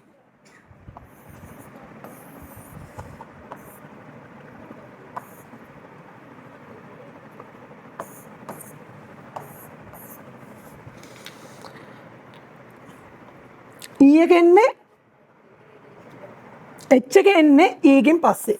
ඒ කියන්නේ H එක එන්නේ E ඉවර කරොත් අපිට ඊට පස්සේ H එකට යන්න පුළුවන් කියලා තමයි කියන්නේ. ඒ කියන්නේ H එක එන්නේ කෙලින්ම E එක ඉවරයි නම් අපිට ඊළඟට H එකට යන්න පුළුවන්. ඊට පස්සේ I එක එන්නේ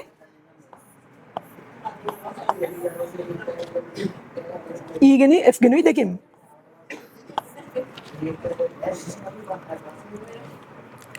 J එක ඊට පස්සේ තියෙන J ටාස්ක් එක. J ටාස්ක් එක එන්නේ මේ තුනෙන්ම.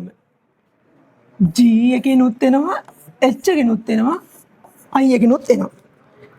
ඊට පස්සේ තියෙනවා K එක. K එක එන්නේ J එකට පස්සේ. L එක එන්නේ J එකට පස්සේ. ඒ කියන්නේ J එක ඉවර වුණාට පස්සේ තමයි J එකෙන් තමයි මේ K එකට යන්නේ L එකට යන්නේ දෙකෙන්ම. ඊට පස්සේ මේ දෙකෙන්ම ඉවර වෙලා ඒක එනවා M එකට. දැන් මට මෙතන ඉඩ මදි. ඊට පස්සේ තියෙන N එක විතරයි. ඔයාලට ඉඩ තියෙන හින්දා ඔයාලා මේ පැත්තෙන් මේක මෙහෙම කරලා ඉරක් දාලා අඳින්න. එතකොට මේක තමයි අපේ ප්‍රීසිෂන් ඩයග්‍රෑම් එක කියලා කියන්නේ. A එකයි B එකටයි කලින් මුකුත් නැහැ. C එක එන්නේ A එකටයි B එකටයි පස්සේ. D E F එන්නේ C එකට පස්සේ. G එක එන්නේ D එකටයි E එකටයි පස්සේ. H එක එන්නේ E එකට පස්සේ. F එක එන්නේ E එකනුයි F එකනුයි දෙකටම පස්සේ. J එකට යද්දී මේ තුනෙන්ම යන්න ඕනේ. මේක මෙහෙම බෙදිලා යනවා. මම හිතනවා ඔයාලට ඒක තේරෙන්නේ නැති කියලා. ඊට පස්සේ අපිට තියෙන්නේ cycle time එක calculate කරන්න. අපි ඒකට යටට යමු. cycle time එක සාමාන්‍යයෙන් අපි calculate කරන්නේ කොහොමද?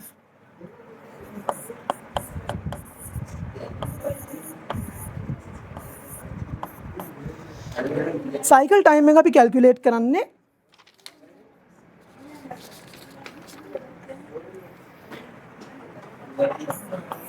production time per period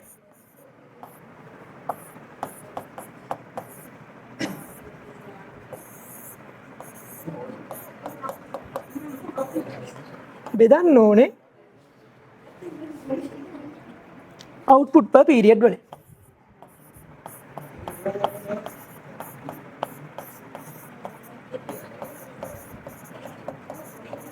ඕක තමයි අපිට cycle time එක හොයන්න දීලා තියෙන equation එක. හැබැයි අපි හොඳට බැලුවොත් අපිට මෙතන production time එක හොයාගන්න පුළුවන්. අපි මේ ප්‍රශ්නෙට ගිහිල්ලා බැලුවොත් අපිට production time එක හොයාගන්න පුළුවන් අපිට 8 hours කියලා මෙන්න මෙතන දීලා තියෙනවා.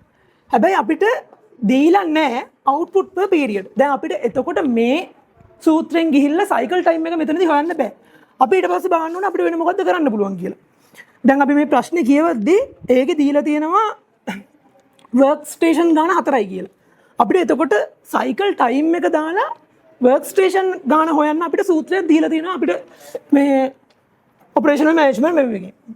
එතකොට number of work station ගාන අපි හොයන්නේ number of work station ගාන අපි හොයන්නේ total task time එකෙන්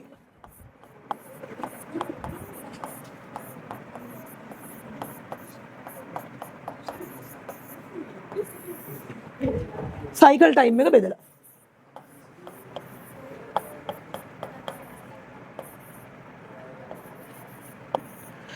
දැන් අපිට හොයන්න ඕනේ cycle time එක. අපිට මේ සූත්‍රයෙන් ගිහලා cycle time එක හොයන්න බෑ. මොකද output per period එක දීලා නැහැ. අපි දැන් බලන්න ඕනේ කොහොමද මේක හොයන්නේ කියලා.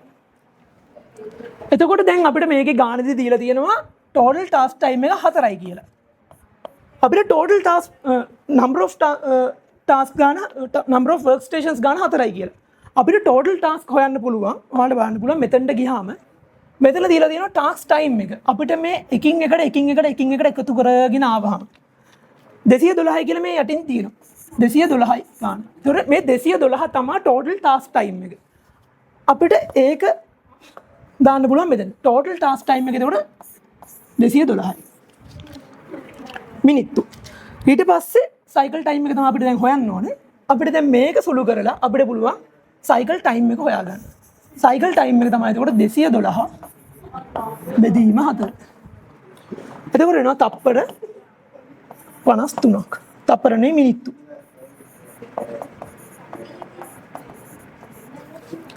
එතකොට අපිට දැන් අන්න ඒ විදිහට cycle time එක මෙන්න මේ ගානට අදාළව හොයාගන්න පුළුවන්. අපිට අර දීලා තියෙන cycle time equation එකෙන් මේක හොයාගන්න බැරි වුණාට අපිට number of workstations ගාන හොයන්න දීලා තියෙන equation එකෙන් අපිට මේ ගානට අදාළව cycle time එක හොයාගන්න පුළුවන් වෙලා තියෙනවා. දැන් අපි ආපහු එමු මෙතනට. මේක තමයි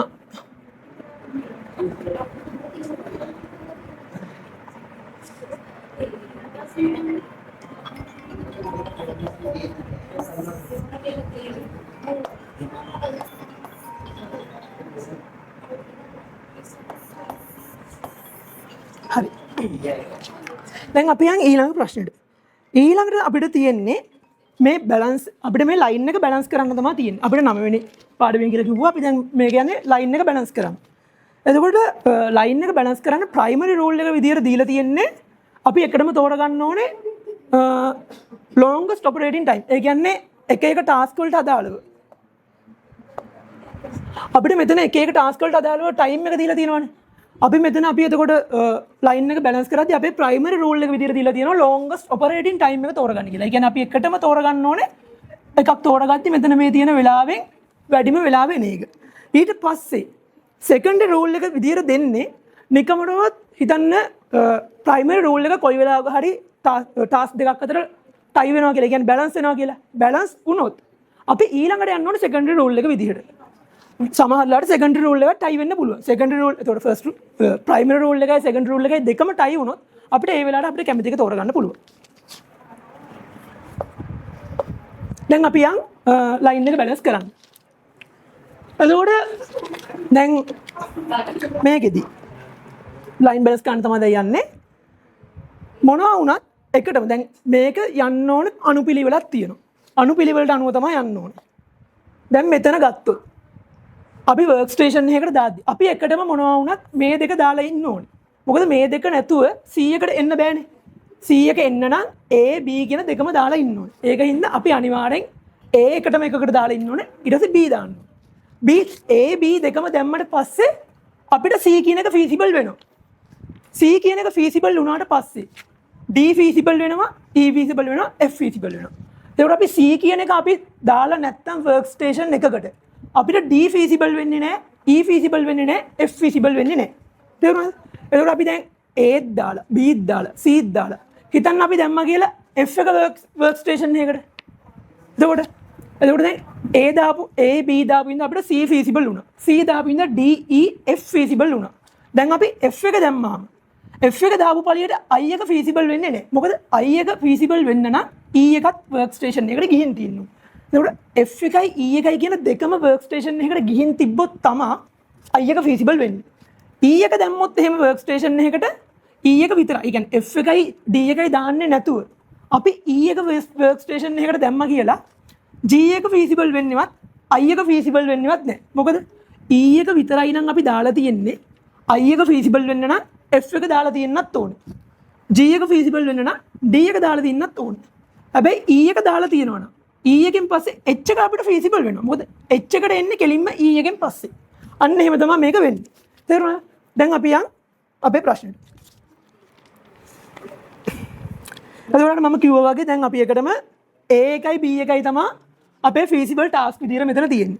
අපේ primary rule එක තමයි longest operating time. දැන් ඔයාලට මෙතන පේනවා A එකයි B එකයි ගත්තාම longest operating time එක තියෙන්නේ A එකට. ඒ කියන්නේ මිනිත්තු 25යි. අපි ඒකින්ද work station 1 එකට එකටම දානවා task A එක. task time එක මිනිත්තු 25යි. එතකොට 53න් 25ක් අඩු වුණා. remaining time එක කියන්නේ අපි task එකක් දැම්මට පස්සේ ඉතුරු වෙන ප්‍රමාණය. අපේ work station එකට අපි allocate කරලා තියෙන time එක විනාඩි 53යිනේ.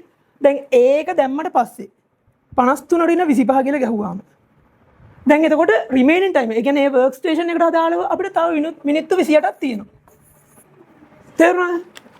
ඊට පස්සේ feasible task වෙන්නේ දැන් අපි දැන් A එක දැම්මා. දැන් මෙතනට ගියාම දැන් අපේ A එක හරි. A එක දැම්මා කියලා C එක feasible වෙන්නේ නැහැ. මොකද අපි තාම B එක දාලා නැති හින්දා. ඒක හින්දා A එක දැම්මට පස්සේ feasible task එක වෙන්නේ B. එතකොට feasible task තමයි ඊළඟට තියෙන්නේ B එක. ඊට පස්සේ අපි work station එකට ඊට පස්සේ අපිට දැන් B එක තමයි දාන්න පුළුවන් වෙලා තියෙන්නේ. අපි B දානවා. මොකද B එකේ task time එක තියෙන්නේ තප්පර 15 විනාඩි 15. අපිට හැබැයි remaining තියෙනවානේ විනාඩි 28. ඒකින්ද අපිට B දාන්න පුළුවන්. B දාන්න පුළුවන්. තේරුණාද? අපි එහෙම ගත්තට පස්සේ අපේ remaining time එක තියෙනවා 13ක්. මිනිත්තු 13ක්. අපි ඊට පස්සේ බලනවා feasible remaining task මොනවද තියෙන්නේ කියලා. දැන් අපි A එකයි B එකයි දෙකම තෝරගත්තා. දැන් අපිට C එක feasible. හැබැයි C එක feasible වුණාට දැන් C විතරනේ දැන් feasible තාම D E F කියන තුනෙන් මුකුත්ම feasible නැහැ. මොකද තාම C එක දාලා නැහැ work station එකට. C එකට ඉල්ලනවා විනාඩි 16ක්. අපිට remaining time එක තියෙන්නේ විනාඩි 13යි. එතකොට විනාඩි 13ක් තියෙන එකට අපිට විනාඩි 16ක් තියෙන එකක් දාන්න බෑනේ. අන්න ඒක හින්දා feasible task මුකුත්ම නැහැ. අපි මෙතන දාන්න ඕන none කියලා. එතකොට remaining time එක idle කියලා වැටෙනවා. එතකොට පළවෙනි work station එකේ ඉවරයි.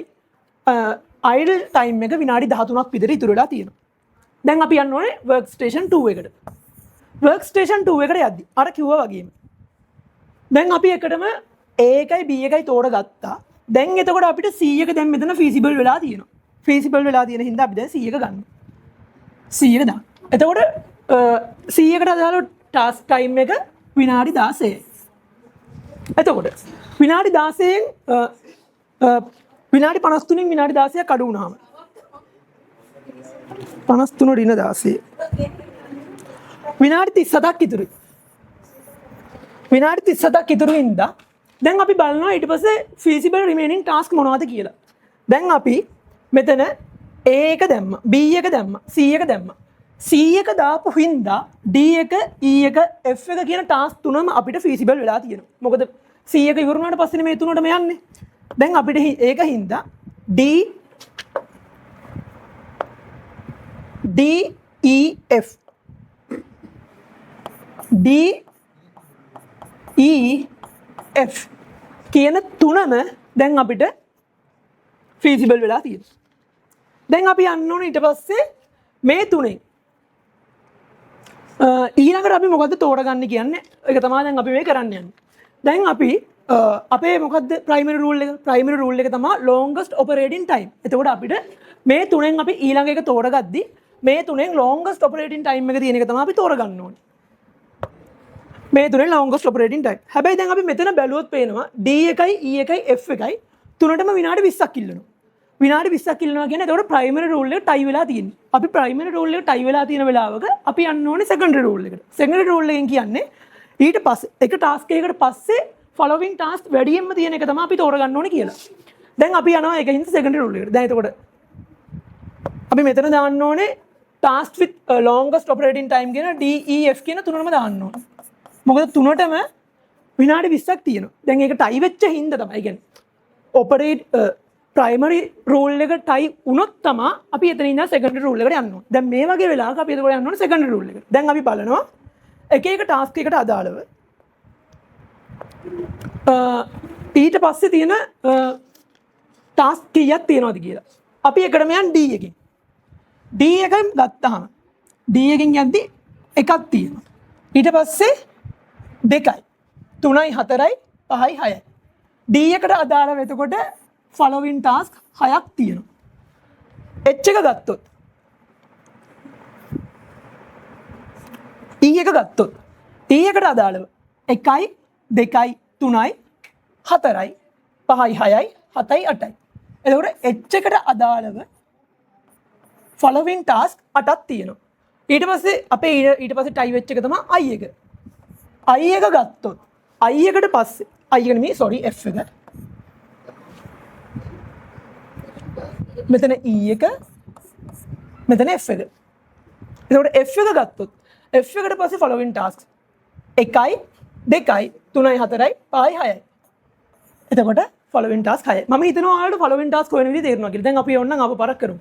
අපි දැන් මේ තුනම tie වුණා. primary rule එකෙන් මේ තුනම tie වුණා. tie වෙච්ච හින්දා අපි secondary rule එකට යනවා. secondary rule එක කියන්නේ most following task තියෙන task එක තමයි තෝරගන්න ඕනේ කියලා. එතකොට අපි පළවෙනි එක විදිහට D එක හෙව්වා. D එකේ තියෙනවා following task 6ක්. E එකේ තියෙනවා following task 8ක්. මොකද 1යි 2යි 3යි. මෙතනින් 3ක් තියෙනවනේ. 3යි 4යි 5යි 6යි 7යි 8යි 8ක්. ඊට පස්සේ F එකට ගියාම F එකේ තියෙනවා following task 6ක්. දැන් එතකොට අපි මොකද්ද primary secondary rule එක? secondary rule එක තමයි most following task තියෙන එක තමයි අපි තෝරගන්න ඕනේ. අපි දැන් එතකොට ඒක හින්දා අපි දැන් තෝරගන්න ඕනේ E එක. most following task තියෙන E එක.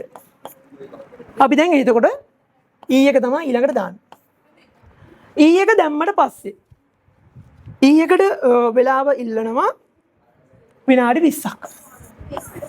විනාඩි 20ක් ඉල්ලුවාම අපිට remaining time එක එනවා විනාඩි 17ක්.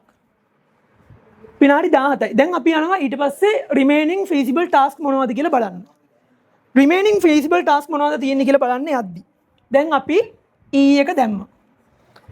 දැන් C එක ඉවරයි. C එක ඉවර හින්දා D එකයි F එකයි feasible. E එක ඉවර හින්දා H එක feasible. හැබැයි G එක feasible නෑ, I එක feasible නෑ. මොකද අපි තාම D එකවත් F එකවත් work station එකකට දාලා නැති හින්දා. එතකොට මෙතන C එක දාපු හින්දා දැන් අපි E එක දාපු හින්දා තමයි H එක feasible වෙලා තියෙන්නේ. හැබැයි E එක දැම්මට G එකවත් I එකවත් feasible වෙලා නැත්තේ අපි තාම D එකවත් F එකවත් work station එකකට දාලා නැති හින්දා. එතකොට H එකට ඉල්ලනවා විනාඩි 5ක්. H එකට ඉල්ලනවා විනාඩි 5ක්. මේ දෙකට ඉල්ලනවා විනාඩි 20 20. දැන් අපි බැලුවොත් අපේ රිමේනින් ටයිම් එක තියෙන විනාඩි 17යි. විනාඩි 17යි. එතකොට D එකටයි F එකටයි විනාඩි 20 20 ඉල්ලන හින්දා. එතකොට ඒක මෙතනට feasible වෙන්නේ නැහැ. මොකද ඒකට විනාඩි 20ක් ඉල්ලනවා කියන විනාඩි 17ක් තියෙන තැනකට විනාඩි 20ක් දාන්න බෑනේ. එතකොට H එක විතරයි මෙතන feasible වෙන්නේ. අපි කියනවා feasible task එකක් විදිහට තියෙන H එක. තේරුණාද? එතකොට H එක feasible task එක longest operating time එක තමයි අපේ primary rule එක. ඒක ඇත්ත. එතකොට මෙතන දැන් ඔයාලට හිතෙන්න පුළුවන් D එකටයි F එකටයි longest operating time එකක් තියෙන කියලා. longest operating time එකක් තියෙන D එකටයි F එකටයි වෙන්න පුළුවන්. හැබැයි අපි remaining time එක තියෙන විනාඩි 17ක් ඉඳලා අන්න ඒක හින්දා තමයි අපේ මෙතන H එක තමයි feasible වෙන්නේ. තේරුණාද? එතකොට workstation 2 එකට H එකක් එනවා. H එකේ විනාඩි 5යි. එතකොට remaining time එක විනාඩි 12ක් ඉතුරුයි. විනාඩි 12ක් ඉතුරු වුණාම දැන් අපි බලනවා අපක මොනවද feasible වෙලා තියෙන්නේ කියලා. දැන් අපි E එක දැම්මා H එකක් දැම්මා. එතකොට දැන් ආපහු feasible වෙලා තියෙන්නේ D එක feasible. මොකද C එක දාලා ඉවර හින්දා D එක feasible, F එක feasible. H එක දැම්ම කියලා J එක feasible වෙන්නේ නැහැ. J එක feasible වෙන්නේ G task එකයි I task එකයි කියන task දෙකත් ඉවර වුණාට පස්සේ. ඒක හින්දා මෙතන feasible වෙලා තියෙන්නේ D එකයි F එකයි විතරයි. එතකොට අපේ remaining time එක තියෙන විනාඩි 12ක් ඉඳලා කරන්න දෙයක් නැහැ. අපිට යන්න වෙනවා මේක idle කියලා.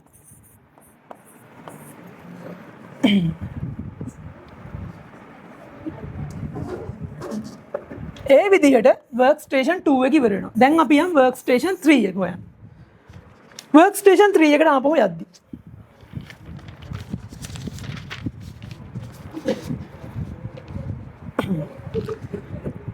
හරි. දැන් අපේ H එකත් ඉවර වුණාට තාම අපි J එක ඉවර නැහැ කියලා කිව්වනේ. දැන් අපේ එතකොට feasible task විදිහට තියෙන F නේ. දැන් අර කලින් කිව්වා වගේම D එකටයි F එකටයි දෙකටම විනාඩි 20 20 තියෙනවා. එතකොට ඒක ටයි වෙලා තියෙන්නේ. දැන් අපි යන්න ඕනේ එතකොට secondary rule එකට.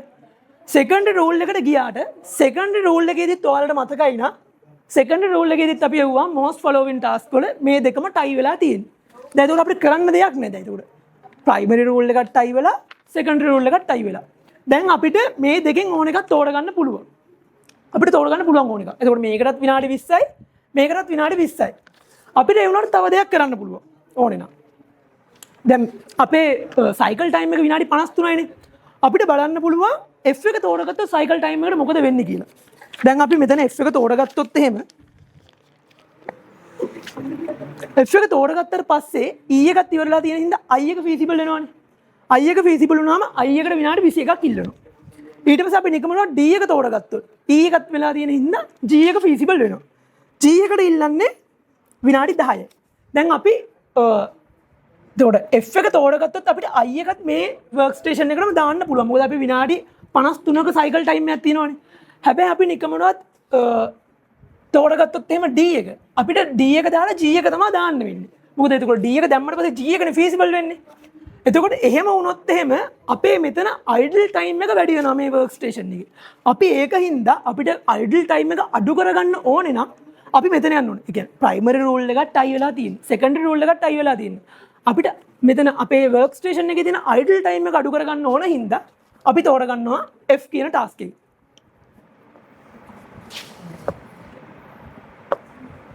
එතකොට දැන් අපි මෙතන F එක තෝරගත්තට පස්සේ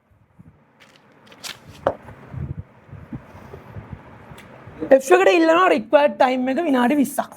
විනාඩි 20ක් ඉල්ලුවට පස්සේ අපිට remaining time එක තියෙනවා විනාඩි 37ක්. ඊට පස්සේ අපි යනවා ඊළඟට මොනවද feasible task කියලා බලන්න. එතකොට දැන් අපි F එක තෝරගත්ත හින්දා අර කිව්වා වගේ I එක feasible. ඊට පස්සේ sorry. මට එක තැනක වැරදුනා sorry. දැන් මම කිව්ව කතාව හරි.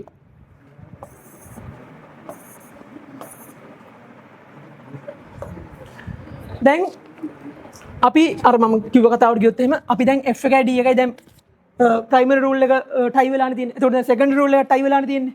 හැබැයි දැන් අපි මෙතන F එක තෝරගත්තොත් එහෙම අපිට එතකොට දාන්න වෙන්නේ I එකනේ. I එක තෝරගත්තාම එතකොට 20යි 21යි කියන්නේ 41යි. අපිට තප්පර 12ක් අයිඩල් වෙනවා. අපි D එක තෝරගත්තොත් එහෙම අපිට D එක දැම්මට පස්සේ G තියෙනවා F තියෙනවා feasible වෙලා. අපි එතකොට D එක දැම්මට පස්සේ අපිට F feasible ඉන්න අපිට F උත් දාන්න පුළුවන්. ඊට පස්සේ අපිට G feasible ඉන්න අපිට G දාන්න පුළුවන්. එතකොට තප්පර 50ක්. ඒතර තප්පර 3යි idle time එක වෙලා තියෙන්නේ. අපිට ඒක හින්දා යන්න පුළුවන් මෙතන D එකට. ප්‍රයිමරි රූල් එකයි සෙකන්ඩරි රූල් එකයි දෙකම සමානලා තියෙන නිසා අපි දැන් මෙතන කරන්නේ idle time එක පුළුවන් තරම් අඩු කරගන්න බලන්න. D එක දැම්මට පස්සේ D එකට තප්පර විනාඩි 20යි. විනාඩි 20ක් ඉඳලා ඉතුරු වෙලා තියෙනවා විනාඩි 37ක්. එතකොට ඊට පස්සේ D එක දැම්මට පස්සේ G එක feasible D එක දාපු හින්දා G එක feasible මොකද E එකත් ඉවරයි D එකත් ඉවරයි හින්දා G එක feasible ඊට පස්සේ C එක ඉවර හින්දා තාම අපිට F එකත් feasible එතකොට G එකයි F එකයි තමයි feasible අපේ primary rule එක වෙන්නේ most operating time හින්දා F එකේ තමයි most operating time තියෙන්නේ ඒකේ තියෙනවා විනාඩි 20ක් අර එකේ තියෙන්නේ විනාඩි 10යි අපිට ඒකේ හින්දා F එක තමයි අපි තෝරගන්නේ F එක තෝරගත්තට පස්සේ F එකෙත් විනාඩි 20යි. remaining time එක තියෙන්නේ විනාඩි 13යි. අපි දැන් F එක තෝරගත්තා. F එක තෝරගත්ත ඉඳන් අපිට I feasible D එක තෝරගෙන තියෙන ඉඳන් අපිට G feasible. අපේ remaining time එක තියෙන්නේ විනාඩි 13යි. I එකට ඉල්ලනවා විනාඩි 21ක්. විනාඩි 13ක් තියෙන තැනකට විනාඩි 21ක් තියෙන එකක් දාන්න බෑනේ. G එකට ඉල්ලන්නේ විනාඩි 10යි. ඒක හින්දා මෙතන අපේ feasible task එක වෙන්නේ G. G එක තමයි feasible task එක වෙන්නේ. අපි ඊට පස්සේ ඒක දානවා මෙතනට. ඒක තමයි මේ workstation එකේ ඊළඟ task එක වෙන්නේ. ඒකට ඉල්ලනවා විනාඩි 10ක්. විනාඩි 3ක් ඉතුරුයි මේක idle. එතකොට මේ workstation එකත් ඉවරයි.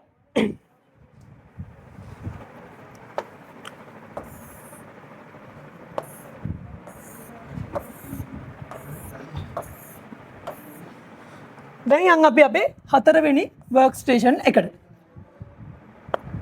දැන් අපි එතකොට මොනවද දාලා තියෙන්නේ?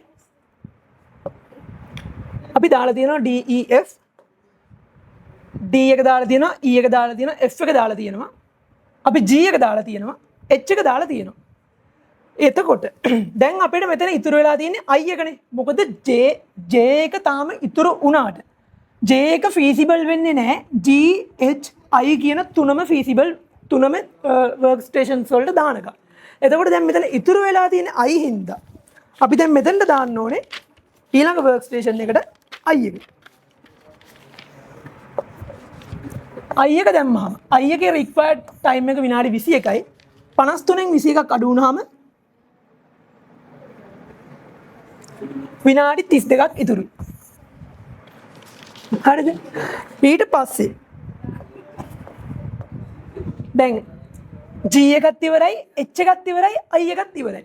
මේ තුනම ඉවර වෙච්ච හින්දා දැන් අපිට J එක feasible වෙලා තියෙනවා. J එක feasible වුණාට පස්සේ තමයි මේ අනිත් ඒවා ඔක්කොම ටික feasible වෙන්නේ. අපි ඒකින්ද දැන් එකටම දාන්න ඕන task එක තමයි J එක. දැන් ඒතකොට feasible task එක වෙන්නේ J එක. අපි ඒක දානවා J එකට. ඊළඟ මෙව් එකට. J එකට ඉල්ලනවා required time එක විනාඩි 20ක්. විනාඩි 20ක් ඉල්ලුවාම idle time එක වෙනවා විනාඩි 12ක් තමයි අපේ remaining time එක වෙන්නේ. J එක දාපු හින්දා දැන් අපි J එක දාපු හින්දා අපිට K L කියන දෙකම feasible වෙලා තියෙනවා. අපේ හැබැයි දැන් අපි බලන්න ඕනේ මේක feasible වෙනවද කියලා මේ workstation එකට තියෙන time එකත් එක්ක compare කරලා. දැන් උඩ අපේ ඉතුරු time එක මතකයිනේ. ඉතුරු වෙලා තියෙන විනාඩි 12යිනේ. K එකටයි L එකටයි දෙකටම ඉල්ලනවා විනාඩි 15 ගානේ. විනාඩි 12යි workstation එකේ ඉතුරු වෙලා තියෙන්නේ. විනාඩි 15ක් මේ දෙකෙන් ඉල්ලනවා නම් අපිට එතකොට මේ workstation එකට මේක දාන්න බෑනේ. අපිට ඒක හින්දා යන්න වෙනවා ඊළඟ workstation එකට ඒක දාන්න. එතකොට මොකද වෙන්නේ? මේක මෙන්න මේ විනාඩි 12 idle වෙලා තියෙනවා. තේරුණාද? අපිට දැන් ඔයාලට මතක ඇති workstation අපි කීයක් දාලා තිබ්බේ අපිට ගානෙන් දීලා තිබ්බ විනාඩි workstations 4යි හරිනම් ගන්න පුළුවන් කියලා. ඒ වුණාට මෙතන තියෙන ඉන්එෆිෂන්සි එක හින්දා අපිට වර්ක් ස්ටේෂන් 5කට යන්න වෙනවා කරන්න දෙයක් නැහැ. අපි දැන් යම් වර්ක් ස්ටේෂන් 5 එකේ මොනවද ටාස්ක් කියලා බලන්න. දැන් අපි J එක තෝරගත්ත හින්දා K L M N කියන හතර තමයි දැන් අපිට ඉතුරු වෙලා තියෙන්නේ. අර කිව්වා වගේ දැන් අපේ පළවෙනි ප්‍රයිමරි රූල් එක තමයි most operating time. එතකොට අපි K එකයි L එකයි දෙකටම විනාඩි 15 ගන්න ඉල්ලනවා. ඊට පස්සේ සෙකන්ඩරි රූල් එක තමයි most following task. දෙකටම තියෙන්නේ 2යි. 1යි 2යි. එතකොට දෙකම ටයි වෙලානේ තියෙන්නේ. අපිට එතකොට මෙතනින් කැමති එකක් තෝරන්න පුළුවන්. අපි යන් K එකට. K එකට විනාඩි 15ක් ඉල්ලලා තියෙනවා. විනාඩි 15ක් ගියාම 53න් 15ක් 38යි. K එක දැම්මට පස්සේ මොනවද feasible වෙන්නේ? K එක දැම්මට පස්සේ M එක feasible වෙන්නේ L එක වෙනකන්. ඒකින්ද L එක තමයි feasible task එක. L එක තමයි feasible. L එක දානවා. L එකට විනාඩි 15. එතකොට විනාඩි 23ක් ඉතුරු වෙලා තියෙනවා. දැන් ලේසි. L එක දැම්මට පස්සේ M එක feasible වෙනවා. M එක තමයි feasible.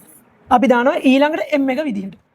M එකට අපේ ඉල්ලන required time එක විනාඩි 5යි. විනාඩි 5යි නම් විනාඩි 23 විනාඩි 5ක් අඩුනා විනාඩි 18ක් ඉතුරු වෙලා තියෙනවා. ඊට පස්සේ අපේ අන්තිම ටාස්ක් එක වෙන N එක දානවා. N එකටත් ඉල්ලනවා විනාඩි 5ක්. විනාඩි 5ක් ඉවරුනාට පස්සේ විනාඩි 12ක් තියෙනවා. මේ විනාඩි 12 idle. අපි දැන් ඔන්න ඔය විදිහට මේක බැලන්ස් කරා. දැන් ඔයාලට තේරෙනවද එතකොට K එකයි L එකයි දෙකම ඉවරුනාට පස්සේ තමයි අපිට M එක feasible වෙන්නේ. M එක feasible වුණාට පස්සේ තමයි අපිට N එක feasible වෙන්නේ. අන්න ඒ විදිහට තමයි අපි මේකේ line එක balance කරන්න ඕනේ. ඔයාලට මතක තියාගන්න තියෙන එක දෙයයි. ඔයාලට primary rule එකයි secondary rule එකයි දුන්නාම ඔයාලා එකටම යන්න ඕනේ primary rule එකට. primary rule එක tie වෙනවා නම් secondary rule එකට යන්න ඕනේ. primary rule එකයි secondary rule එකයි දෙකම tie වෙනවා නම් ඔයාලට කැමති එකක් ගන්න. එතකොට අපේ මේ ප්‍රශ්න ඉවරයි. අපි දැන් යන් ඊළඟ ප්‍රශ්නෙට. ඊළඟ ප්‍රශ්නේ මේකේ අහන්නේ efficiency එක කොහොමද හොයන්නේ කියලා. efficiency එක හොයන සූත්‍රය තමයි sum of the task time වැඩි කරන බෙදනවා actual number of workstations වැඩි කිරීම cycle time. දැන් අපිට මතක විදිහට අපේ sum of the task time තිබ්බේ 212 minutes. අපේ actual number of workstations තිබ්බ 5ක්. cycle time එක තිබ්බ 53ක්. මේකෙන් හොයන්නේ අපේ cycle time එකකින්. අපිට දැන් cycle time එක දැන් allocate කරලා තියෙනවනේ විනාඩි 53 ගානේ. මේ විනාඩි 53න් අපි කොච්චර efficiency ඒ කියන්නේ අපි කොච්චර හොඳට මේ වෙලාව අපි consume කරලා තියෙනවද කියලා. දැන් නිකමනොත් අර අපි දැන් මෙතනට ගිහිල්ලා බලුවොත් මේ idle time එක හැම එකේම බිඳුවටම තියෙනවා නම් ඒ කියන්නේ අපි හැම එකක්ම idle time එකක් නැතුව කරලා තියෙනවා නම් අපේ efficiency එක 100ට 100යි. efficiency එක 100%. මෙතන inefficiency එකක් ඇති වෙන්නේ අපේ මෙන්න මෙතන idle time එකක් තියෙන හින්දා. අපි දැන් බලමු අපේ මේකේ work station එකේ efficiency එක කීයද කියලා. 53 වැඩි කිරීම 265.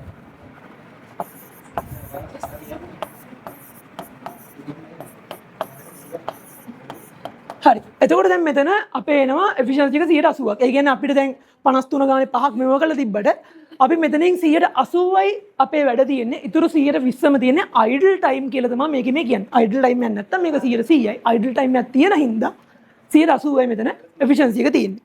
දැන් ඊට පස්සේ ප්‍රශ්නේ තියෙන්නේ පස්වෙනි ප්‍රශ්නේ. පස්වෙනි ප්‍රශ්නේ අහලා තියෙන්නේ demand එක 120කින් increase වුණොත් මොකද්ද කරන්න පුළුවන් කියලා. මේක ගොඩක් theory part එකක්. මම මෙතනට එන maths part එක මම ඔයාලට කියලා දෙන්නම්. අපි cycle time එක හොයන්නේ කොහොමද? cycle time එක හොයන්නේ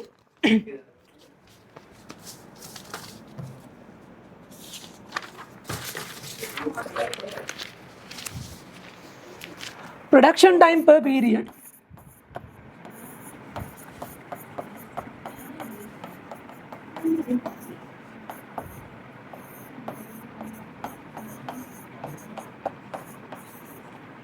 බෙදීම output per period.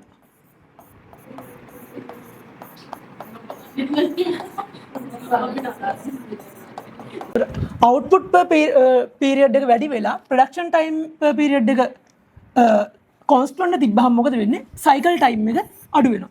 cycle time එක අඩු වුණාම කරන්න පුළුවන් දේවල් ටික ටියුට් එකේ දාලා තියෙනවා 37 වෙනි පිටුවේ. ඔයාලා ඒ ටික බලලා මේක එතකොට මේක තමයි මේකට දාලා මැත්ස් පාර්ට් එක මෙතන සයිකල් ටයිම් එක අඩු වෙනවා කියලා ඔයාලට පෙන්වන්න පුළුවන්. ඊට පස්සේ එන්න ඕන ටේබල් ටික ටියුට් එකේ දිනවා. ඒක බලලා ස්ටඩියම්. Thank you.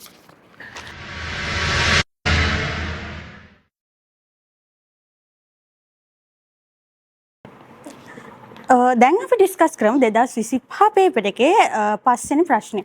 එතකොට පස්වෙනි ප්‍රශ්නේ තියෙන්නේ work measurement වලින්. work measurement කියන්නේ how long should it take to do a job කියන එක. එතකොට අපි job එකක් ගන්න කොච්චර time එකක් ගන්න ඕනේද කියන එක තමයි මේ work measurement වලින් කරන්නේ.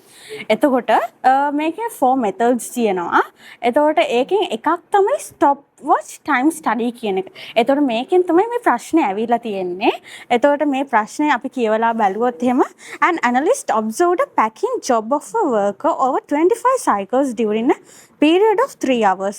The worker performed 35% faster than a normal phase. The allowance for personal and rest time is 15% of the day out. Day work. එතකොට මෙතන අපි ඒ කියන්නේ එක වර්කර් කෙනෙක් ඔබ්සර්ව් කරලා තියෙන පැය 3ක් තිස්සේ 25 cycles එයාගේ. එතකොට හැබැයි එයා work කරන්නේ normal කට්ටියට වඩා 35% faster. එතකොට දැන් මෙතන අපි ඉස්සලාම මේ ප්‍රශ්න දීලා තියෙන්නේ find the normal time of the packing job කියන එක. එතකොට normal time එක හොයන්න ඉස්සලා අපි ඉස්සලාම හොයාගන්න ඕනේ observed time කියන එක. එතකොට observed time එකේ අපි දැන් 25 cycles in 3 hours කියන එක. එතකොට අපි මුලින් බලන්න ඕනේ 3 hours වලට විනාඩි කීයක් තියනවද කියලා. එතකොට ගත්තොත් එහෙම 3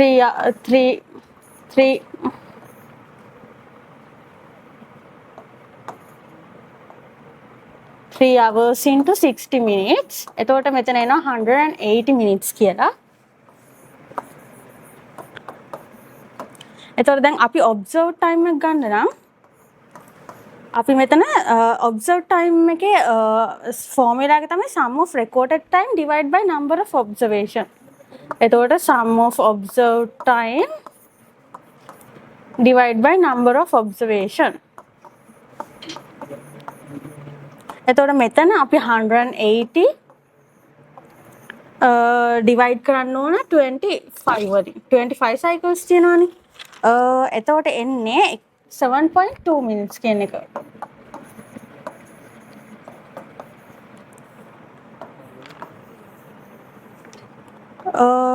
එතකොට මේ 7.2 minutes වලින් කියන්නේ මොකද්ද? 7.2 minutes කියන්නේ එක job එකක් කරන්න කොච්චර ගත්තද කියන එක. එතකොට during one job එකකට 7.2 minutes ගිහිලා තියෙනවා කියලා තමයි එකෙන් කියන්නේ. අපි ඊට පස්සේ තමයි normal time එක හොයන්නේ. normal time එක හොයන්නේ ඊළඟ step එක තමයි අපි දැන් මේ worker fastly work කරන අනිත් අයට වඩා එතකොට එයා 35% faster than the other one. එතකොට අපි මේකට කරන්න ඕන 100% වලට 35% එකතු කරන එක. මේකෙන් හොයන්නේ අපි ඒ රේටින් කොච්චර වේගෙන් එයාලා වැඩ කරනවද කියන එක. එතකොට 135% ඒ කියන්නේ 1.35 කියන රේටින් එකකින් එයා වේගෙන් වැඩ කරනවා කියන එක. එතකොට අපි දැන් normal time එකේ formula එක තමයි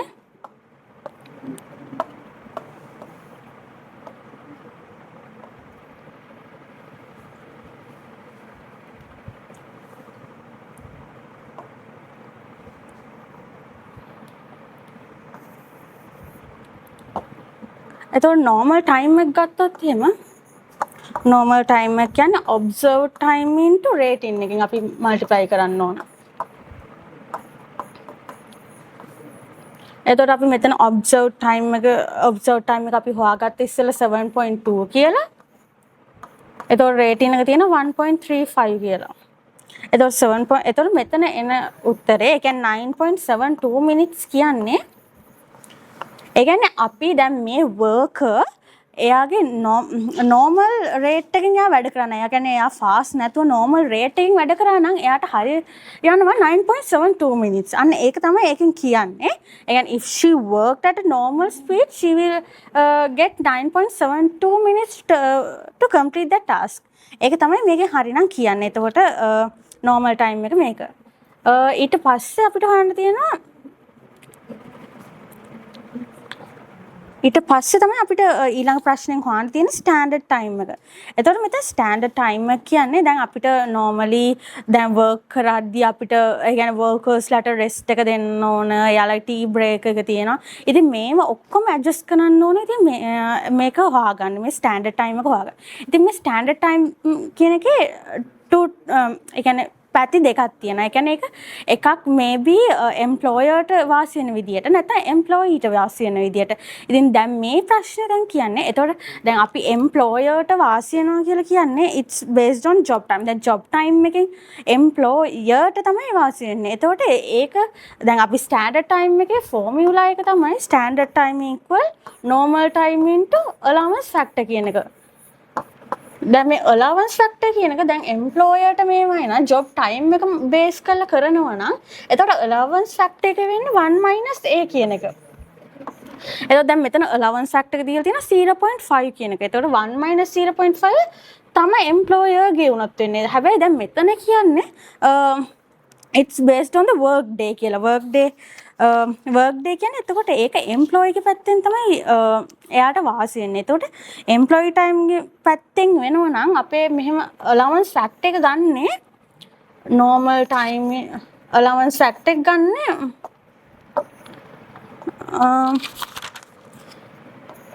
1 divide by 1 - a කියන එකෙන්. එතකොට දැන් අපි allowance factor එක 1 divide by 1 - allowance factor එක දැන් 0.5 තියෙනවා. එතකොට normal time එක අපි උඩින් ආව 9.72 කියලා. එතකොට මේකෙන් මේක multiply කරාම එතකොට මෙතන එනවා 0.85 1 divide by 0.85 එනවා 11.44 minutes. ඒ කියන්නේ මෙතනින් කියන්නේ එයාගේ including rest time මේ ඔක්කොම කරලා එයාට ඒ job එක complete කරන්න කොච්චර time එකක් යනවද කියන එක. එතකොට මේක තමයි එතකොට standard times වලින් අහලා තියෙන්නේ. It was the next question එක තමයි if a worker worked 8 hours per day and 5 days a week, how many packaging job cycles are performed per week by a worker? එතකොට අපි දැන් මෙතන හොයන්න ඕන අපි weekly output එක. එතකොට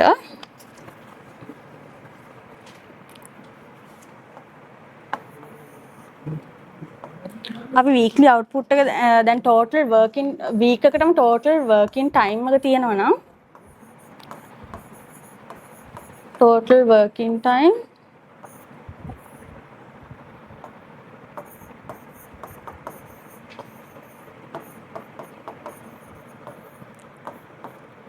එතකොට 8 hours per day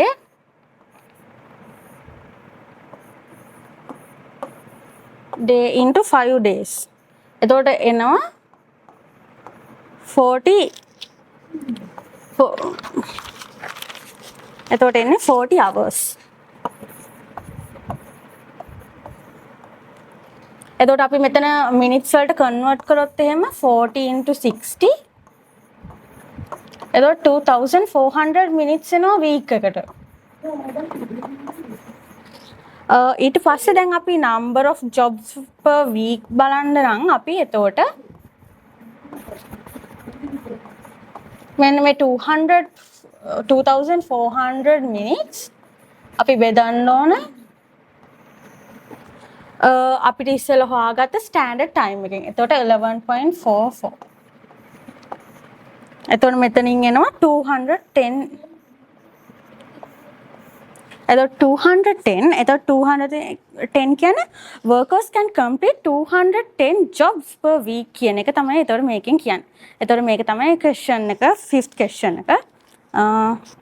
එතකොට මේ මෙහෙම තමයි සාමාන්‍යයෙන් stopwatch time study කියන මේකෙන් question එකක් આવොත් කරන්නේ. එතකොට අපි මුලින්ම observe time එක හොයාගන්න ඕනේ. ඊට පස්සේ එතනින් normal time එක හොයාගන්න ඕනේ. ඊට පස්සේ එතනින් standard time එක හොයාගන්න ඕනේ.